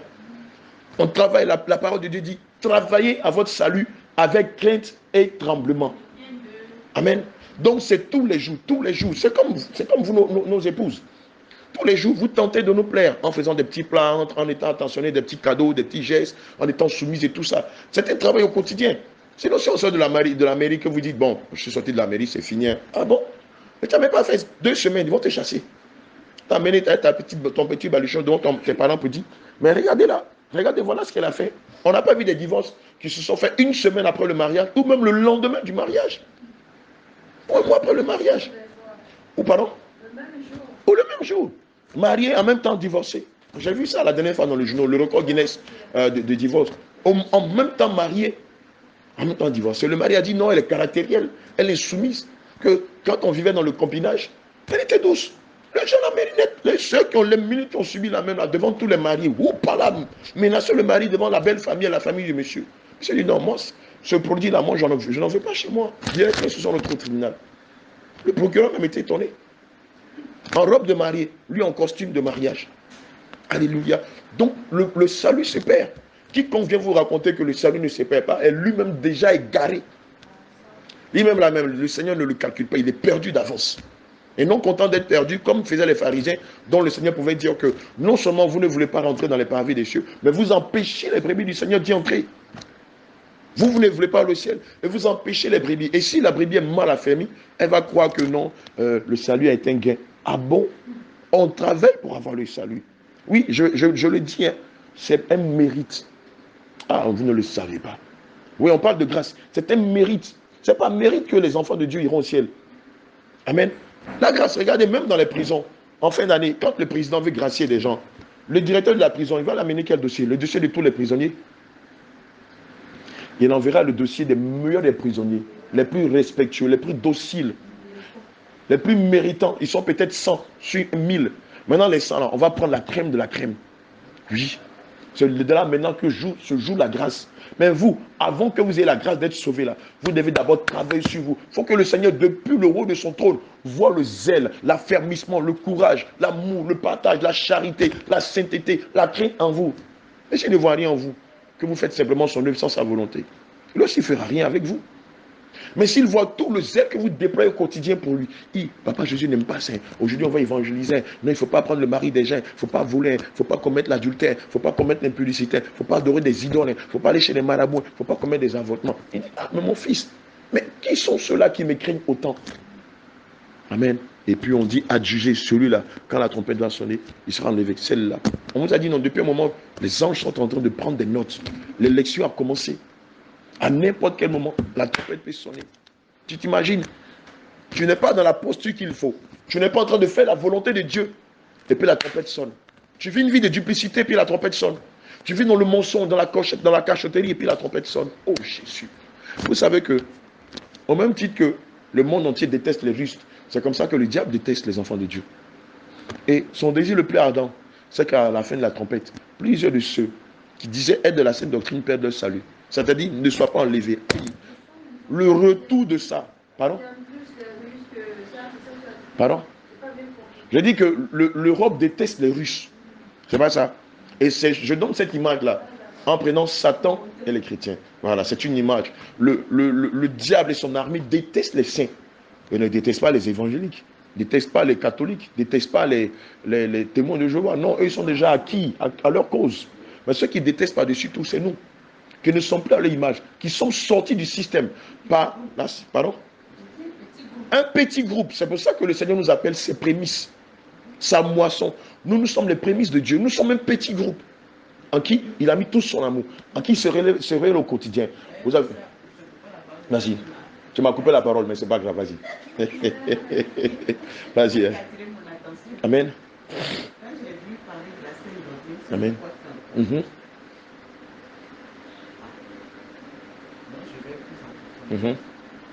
un jour, 3 jours. Il y a eu un témoignage de quelqu'un là qui a dit que Sarah, Raïssa. De Raïssa, Marie de Magdala. Hein. Voilà. Il dit que le Seigneur a mis à part 2 groupes de personnes. 2 personnes. C'est ça. On a dit 2 personnes. Un ici. Un à Gagnois. Et un à Gagnois. Et elle a voulu tout de suite. J'ai vu la soif. Évidemment, de découvrir ces 2 personnes-là. De voir Jésus. De voir ce qu'il lui dit là. Elle a voulu vérifier. Oui. Pas parce qu'elle ne croyait pas, mais elle venait. Ça dit qu'elle voulait vivre. Vivre ça. Ce Jésus-là, dont il est question. Hein? Dont il est question. Parce que ce Jésus-là, elle va quitter l'islam. Tout à fait. Elle va savoir tout. Toute cette vérité. Et qu'elle va recevoir sa délivrance. Et qu'elle va recevoir sa délivrance. Et elle va recevoir tout en même temps. Et donc, elle a parlé d'abord à celui de Gagnois. Ensuite, c'était pas fini, on a dit ici. Ici, autour d'Abidjan, il y a un homme de Dieu qui est caché quelque part. Et elle va découvrir ça. Waouh. Là, elle a fini. Oui. Elle va se rendre compte que dans tout le monde entier, là, 2 pasteurs. 2 pasteurs seulement. Le Seigneur va lui révéler qu'on compte dans toute la Côte d'Ivoire. Amen. Il n'y a que 2. Amen. Oui, c'est horrible. Mais moi, à l'époque, quand j'étais païen, J'avais rencontré un homme de Dieu qui m'avait dit que dans le monde entier, il n'y a que 10 serviteurs de Dieu qui sont authentiques. Je me suis fâché. Je lui ai dit, mais tu n'es pas sérieux. Dans toute l'humanité, il m'a dit, oui, 10. Mais il était tellement serein qu'il me disait ça. J'ai commencé à faire des petits calculs. Personnellement, j'ai commencé à faire des petits calculs. Je me suis dit, mais oui, il n'a pas tort. Il n'a pas tort. Mais regardez même, quand on prend par exemple les concours intellectuels, prenons simplement les concours intellectuels, parlons de façon terrestre. Lors des concours intellectuels, on va rechercher l'élite ou la crème des crèmes. Il y aura par exemple 1000 personnes qui vont se présenter pour ce concours intellectuel, mais il y aura peut-être 2, 3 ou 5 personnes qui seront choisies.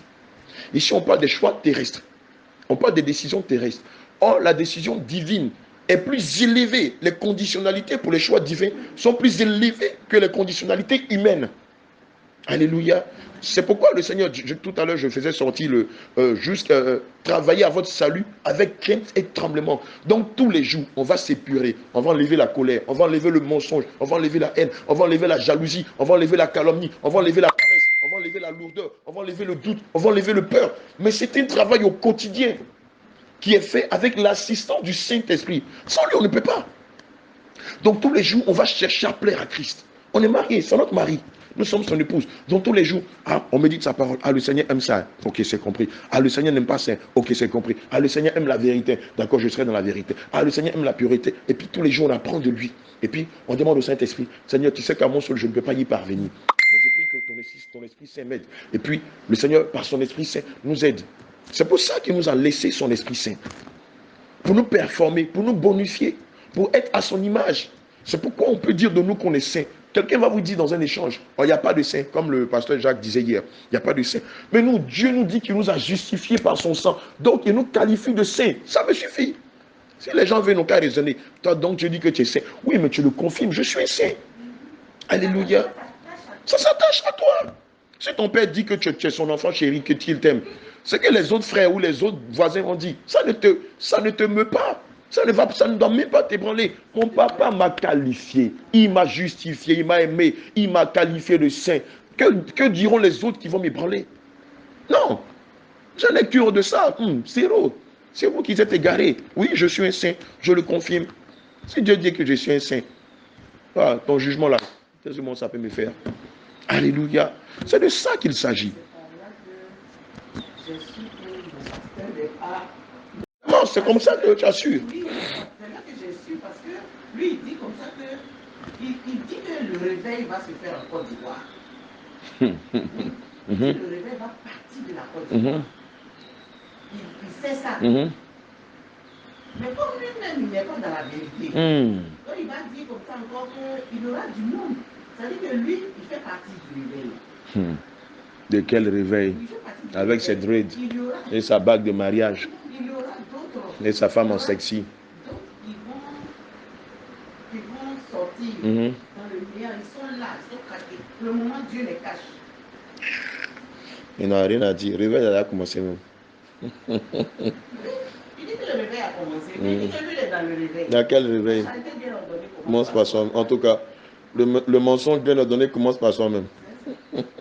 Amen. Il peut jamais être réveillé avec ses dreads, avec ses bagues, avec sa femme en sexy et tout ça. C'est des conneries. Lui qui dit que le mois de janvier, le premier mois de l'année, va venir donner des prophéties, il est perdu. Nous, on ne célèbre pas le 1er janvier. Nous, on célèbre la Pâque et la Pentecôte. Gloire à Jésus.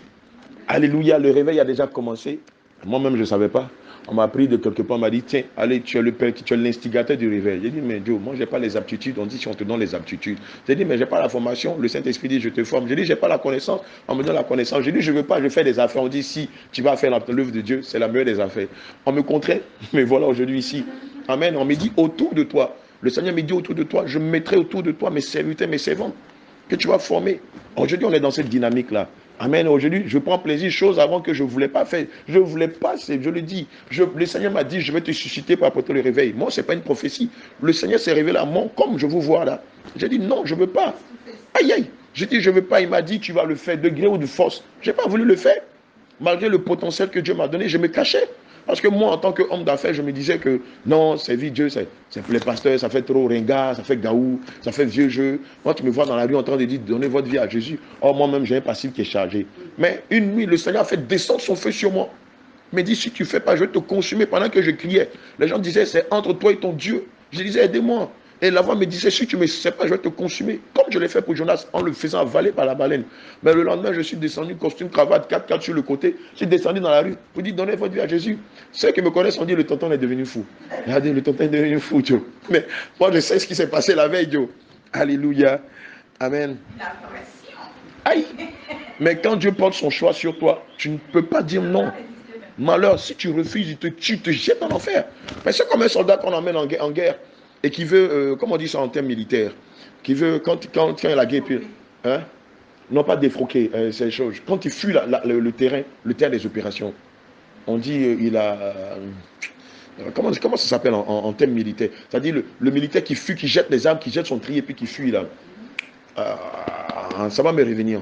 Amen. Mais c'est cette image-là. Dieu t'appelle à le servir. Et puis toi tu dis non, je me complète dans mon monde, j'aime le plaisir, j'aime mon nid douillet, ma situation confortable. Ah bon, attends, tu vas voir. Moi je t'ai appelé. C'est comme si le président t'appelle, il te dit, bon toi, aujourd'hui, on va te nommer ministre d'État, ministre des Affaires étrangères, ministre des cultes, ministre d'État. Puis tu dis non, tu ne veux pas. Mais c'est un affront pour le président. C'est un affront. Mais qui ne rêve pas de devenir ministre? Tout le monde va avoir un poste de haut rang, avoir les avantages qui vont avec, et puis toi tu dis non. Ah!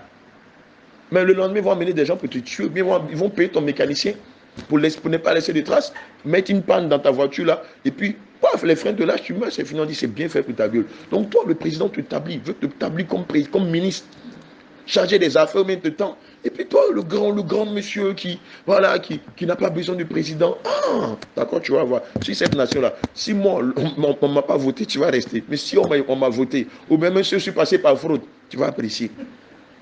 Et voilà, une femme veuve, des enfants orphelins et tout ça. Amen. Et c'est comme ça que le Seigneur m'a contraint à le servir. Alléluia. On va bénir le nom du Seigneur pour cette parole. Amen. En résumé, qu'est-ce qu'on peut dire? C'est déjà sur ce qu'on a pris ce matin. Est-ce que le salut se perd? Le salut peut se perdre à son salut. Il faut travailler avec crainte à son salut. Amen. Jusqu'à la dernière minute, nous devons travailler sur nous. Amen. Donc le salut n'est pas un gain, c'est pas un acquis.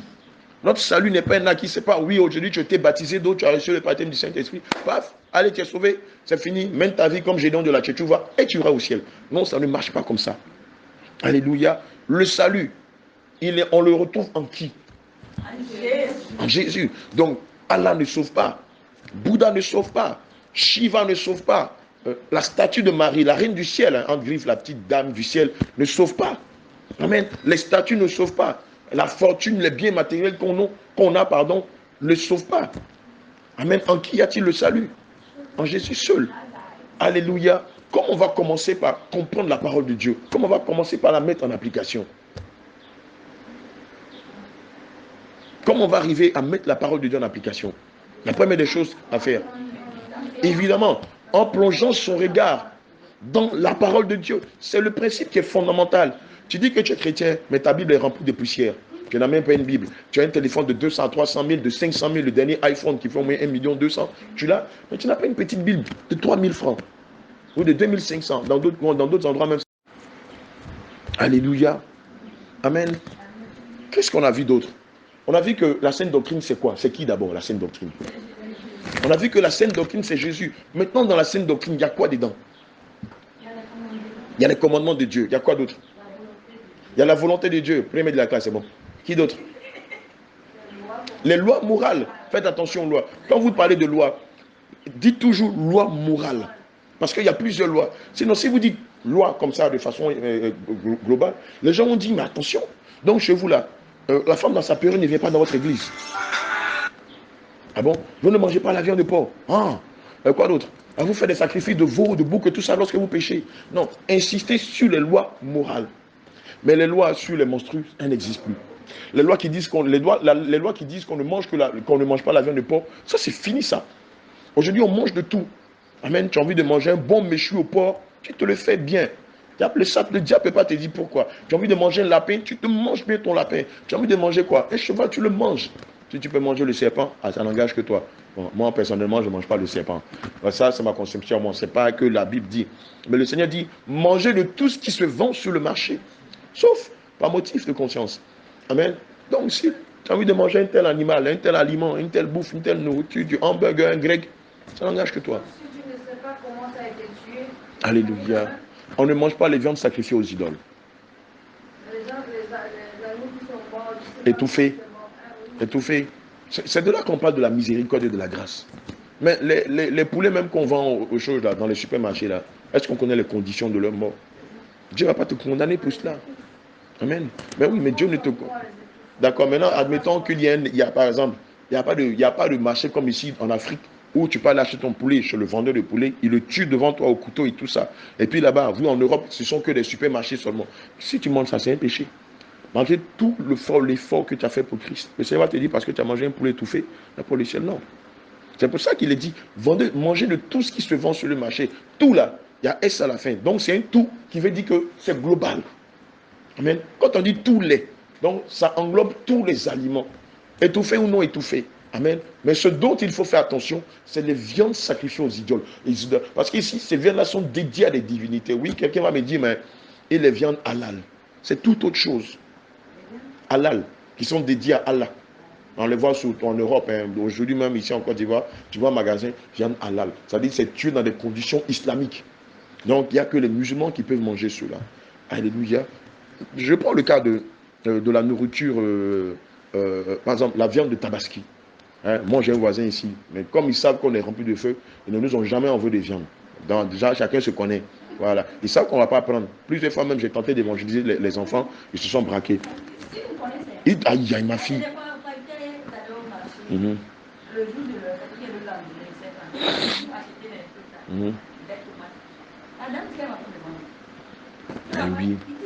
Oui, parce qu'elle a vu ton feu, ça va gâter son médicament. Oui, bien sûr. Mais toi, non, si elle prend ton argent, ça gâte le rituel qu'elle a fait pour attirer ses clients. C'est-à-dire que je voulais payer. J'ai dit, je vais prendre. Elle ne peut pas me servir. Alors tu fais. Ah, elle va pas te dire, Blandine, toi-même là, quand tu vas arriver à un certain niveau de ta croissance spirituelle, là, tu vas vivre la même chose. Il y a des endroits où tu vas aller, les gens te diront, toi, on ne fait pas affaire avec toi. Quand tu vas leur demander pourquoi, on te dit non, il faut quitter, quitte devant mon étal même. Pardon, faut pas, c'est matin, bonne heure, je ne vais pas parler, il faut quitter devant mon étal. Parce qu'elle n'a pas le même esprit que toi. Parce que elle, l'esprit qu'il habite n'est pas l'esprit de Dieu. Amen. Deux personnes décident de marcher ensemble si elles ne se sont convenues au préalable. C'est pas ce que dit la parole de Dieu. Amen. Mais ici, il ne peut pas avoir de convention entre vous deux. Parce qu'elle n'a pas le feu en elle. Toi, à cause de ton feu. Alléluia. Elle vend avec la main gauche. C'est-à-dire, voilà, c'est-à-dire que c'est de l'occultisme. Et souvent même, elles prennent l'argent avec la main gauche. Parce que c'est ce que le marabout, le féticheur leur a dit. Elles te donnent l'argent avec la main gauche, elles reprennent l'argent avec la main gauche. Effectivement, et les Libanais et les Arabes, musulmans. Des fois, c'est parce que c'est la propreté, parce que moi, je suis en train de réfléchir. Moi, je suis chrétienne, mais quand je veux donner l'argent, des fois, je prends la catégorie parce que je n'ai pas envie de salir ma main. Tu t'excuses. Non, ici, d'abord, c'est une mauvaise habitude. Mais non seulement c'est une mauvaise habitude, mais en plus, tu dois t'excuser. Mais au-delà de cela, on parle du commerce. Parce que quand vous allez très tôt au marché, vous allez voir, très tôt, les femmes viennent et puis elles commencent à faire des rituels devant le magasin ou bien devant l'étalage de leurs voisines. Ou puis même, elles vont déféquer là. Ou bien elles vont mettre des coris, de la cola, du gnomi, des rituels ou des imprécations bizarres. Amen. Et vous verrez que ces femmes-là, lorsqu'elles voient un enfant de Dieu, comme elles sont dans le monde astral, quand elles voient un enfant de Dieu, déjà sa présence dérange. Amen. Donc cette personne-là, elle ne voudra pas faire affaire avec elle. Non, pas du tout. Pourquoi son argent? Si elle prend son argent pour mélanger à l'argent des autres, ça va gâter son commerce. Donc, elle peut te dire même de façon impolie, quitte devant mon étalage, je n'ai pas besoin de ton argent. Aïe, tu ne lui as rien fait. Et bien elle te dit non, ça là, c'est pas pour toi, ils ne vont pas ça. Alléluia. Il y a des personnes aussi, le matin, si c'est pas un homme, elles sont de vendre là, c'est pas un homme qui achète le premier, puisque tu vas gâter leur truc. C'est une femme qui va gâter leur truc. Donc attends, un homme va venir. Alléluia. Des fois, quand tu rencontres une femme, tu ne vends pas. Et quand tu rencontres un homme, tu vends. Et elle revenait souvent en arrière. Donc, elle a inquiété cette femme. Après, moi, je suis venue en France. Mais sinon, c'est celle que pouvait s'asseoir là, elle attendait que quelqu'un vienne. C'est une place. Non, c'est une parce que elle, d'abord, et ça dépend du spirituel, peut-être qu'il met l'argent aussi dans la main. Alléluia. On va faire la prière de la fin. On a fini. Ok, tu vas te disposer. Je vais faire la prière de la fin. On va bénir le nom du Seigneur pour ce merveilleux moment. Père éternel, Elohim, Dieu d'Abraham, d'Isaac et d'Israël, tu pouvais dire dans le livre de Jean 8 au verset 32, vous connaîtrez la vérité et la vérité vous affranchira. Seigneur, nous voulons te dire merci pour cet enseignement de ce matin qui nous a affranchis de l'ignorance, qui a affranchi plusieurs de tes enfants de l'ignorance. Seigneur, tu as dit dans ta parole, dans le livre de Josué 1, verset 8, que ce livre de la loi ne s'éloigne point de ta bouche. Médite-le jour et nuit, afin d'agir fidèlement selon ce qui est écrit. C'est ainsi que tu réussiras, c'est ainsi que tu auras du succès. Éternel, mon Dieu, mon roi, je te prie de nous affermir par tes enseignements. Je te prie de nous affermir par la saine doctrine. Je te prie de nous affermir par tes commandements, par tes préceptes, par tes lois morales, par tes règles, par tes principes. Éternel, mon Dieu, mon roi, par tes ordonnances et par tes prescriptions. Je te dis merci pour ce moment d'échange participatif. Je te dis merci pour ce puissant enseignement. Et je prie, Père, que ce que nous avons appris de toi aujourd'hui reste dans nos cœurs et que nous puissions les mettre en pratique. Seigneur Jésus, je bénis ton nom pour la vie de tes serviteurs et de tes servants qui ont assisté à ce moment. Je prie que cette parole-là pousse, germe et qu'elle donne du fruit en nous, au nom de Jésus-Christ de Nazareth. Seigneur, continue de mettre ton feu en nous, mets ta crainte dans nos cœurs, afin que lorsque la trompette sonnera, que chacun de nous soyons enlevés et que nous allions célébrer le festin des noces avec toi, au nom de Jésus. Père éternel, je veux te recommander cette journée et tout ce qui proviendra durant le cours de la journée. Saint-Esprit de Dieu, je te prie de veiller sur nos allées, sur nos venues. Seigneur, je plonge nos vies dans le sang de Jésus. Les vêtements que nous allons porter dans le sang de Jésus. La nourriture que nous allons manger dans le sang de Jésus. Les activités que nous allons mener en ce jour dans le sang de Jésus. Pour tous ceux qui iront au charbon, qui iront au front, qui iront à l'évangélisation aujourd'hui. Je prie que tu mettes ta sagesse dans leur bouche. Je prie, éternel mon Dieu, mon roi, que tu mettes ta science dans leur bouche. Je prie que tu mettes ta connaissance dans leur bouche. Afin qu'ils n'aillent pas selon la chair. Si pour ce moment que tu permets, que l'honneur, la gloire, le règne, la puissance, la révérence te soient rendus. Au nom de Jésus-Christ, nous avons prié. Amen.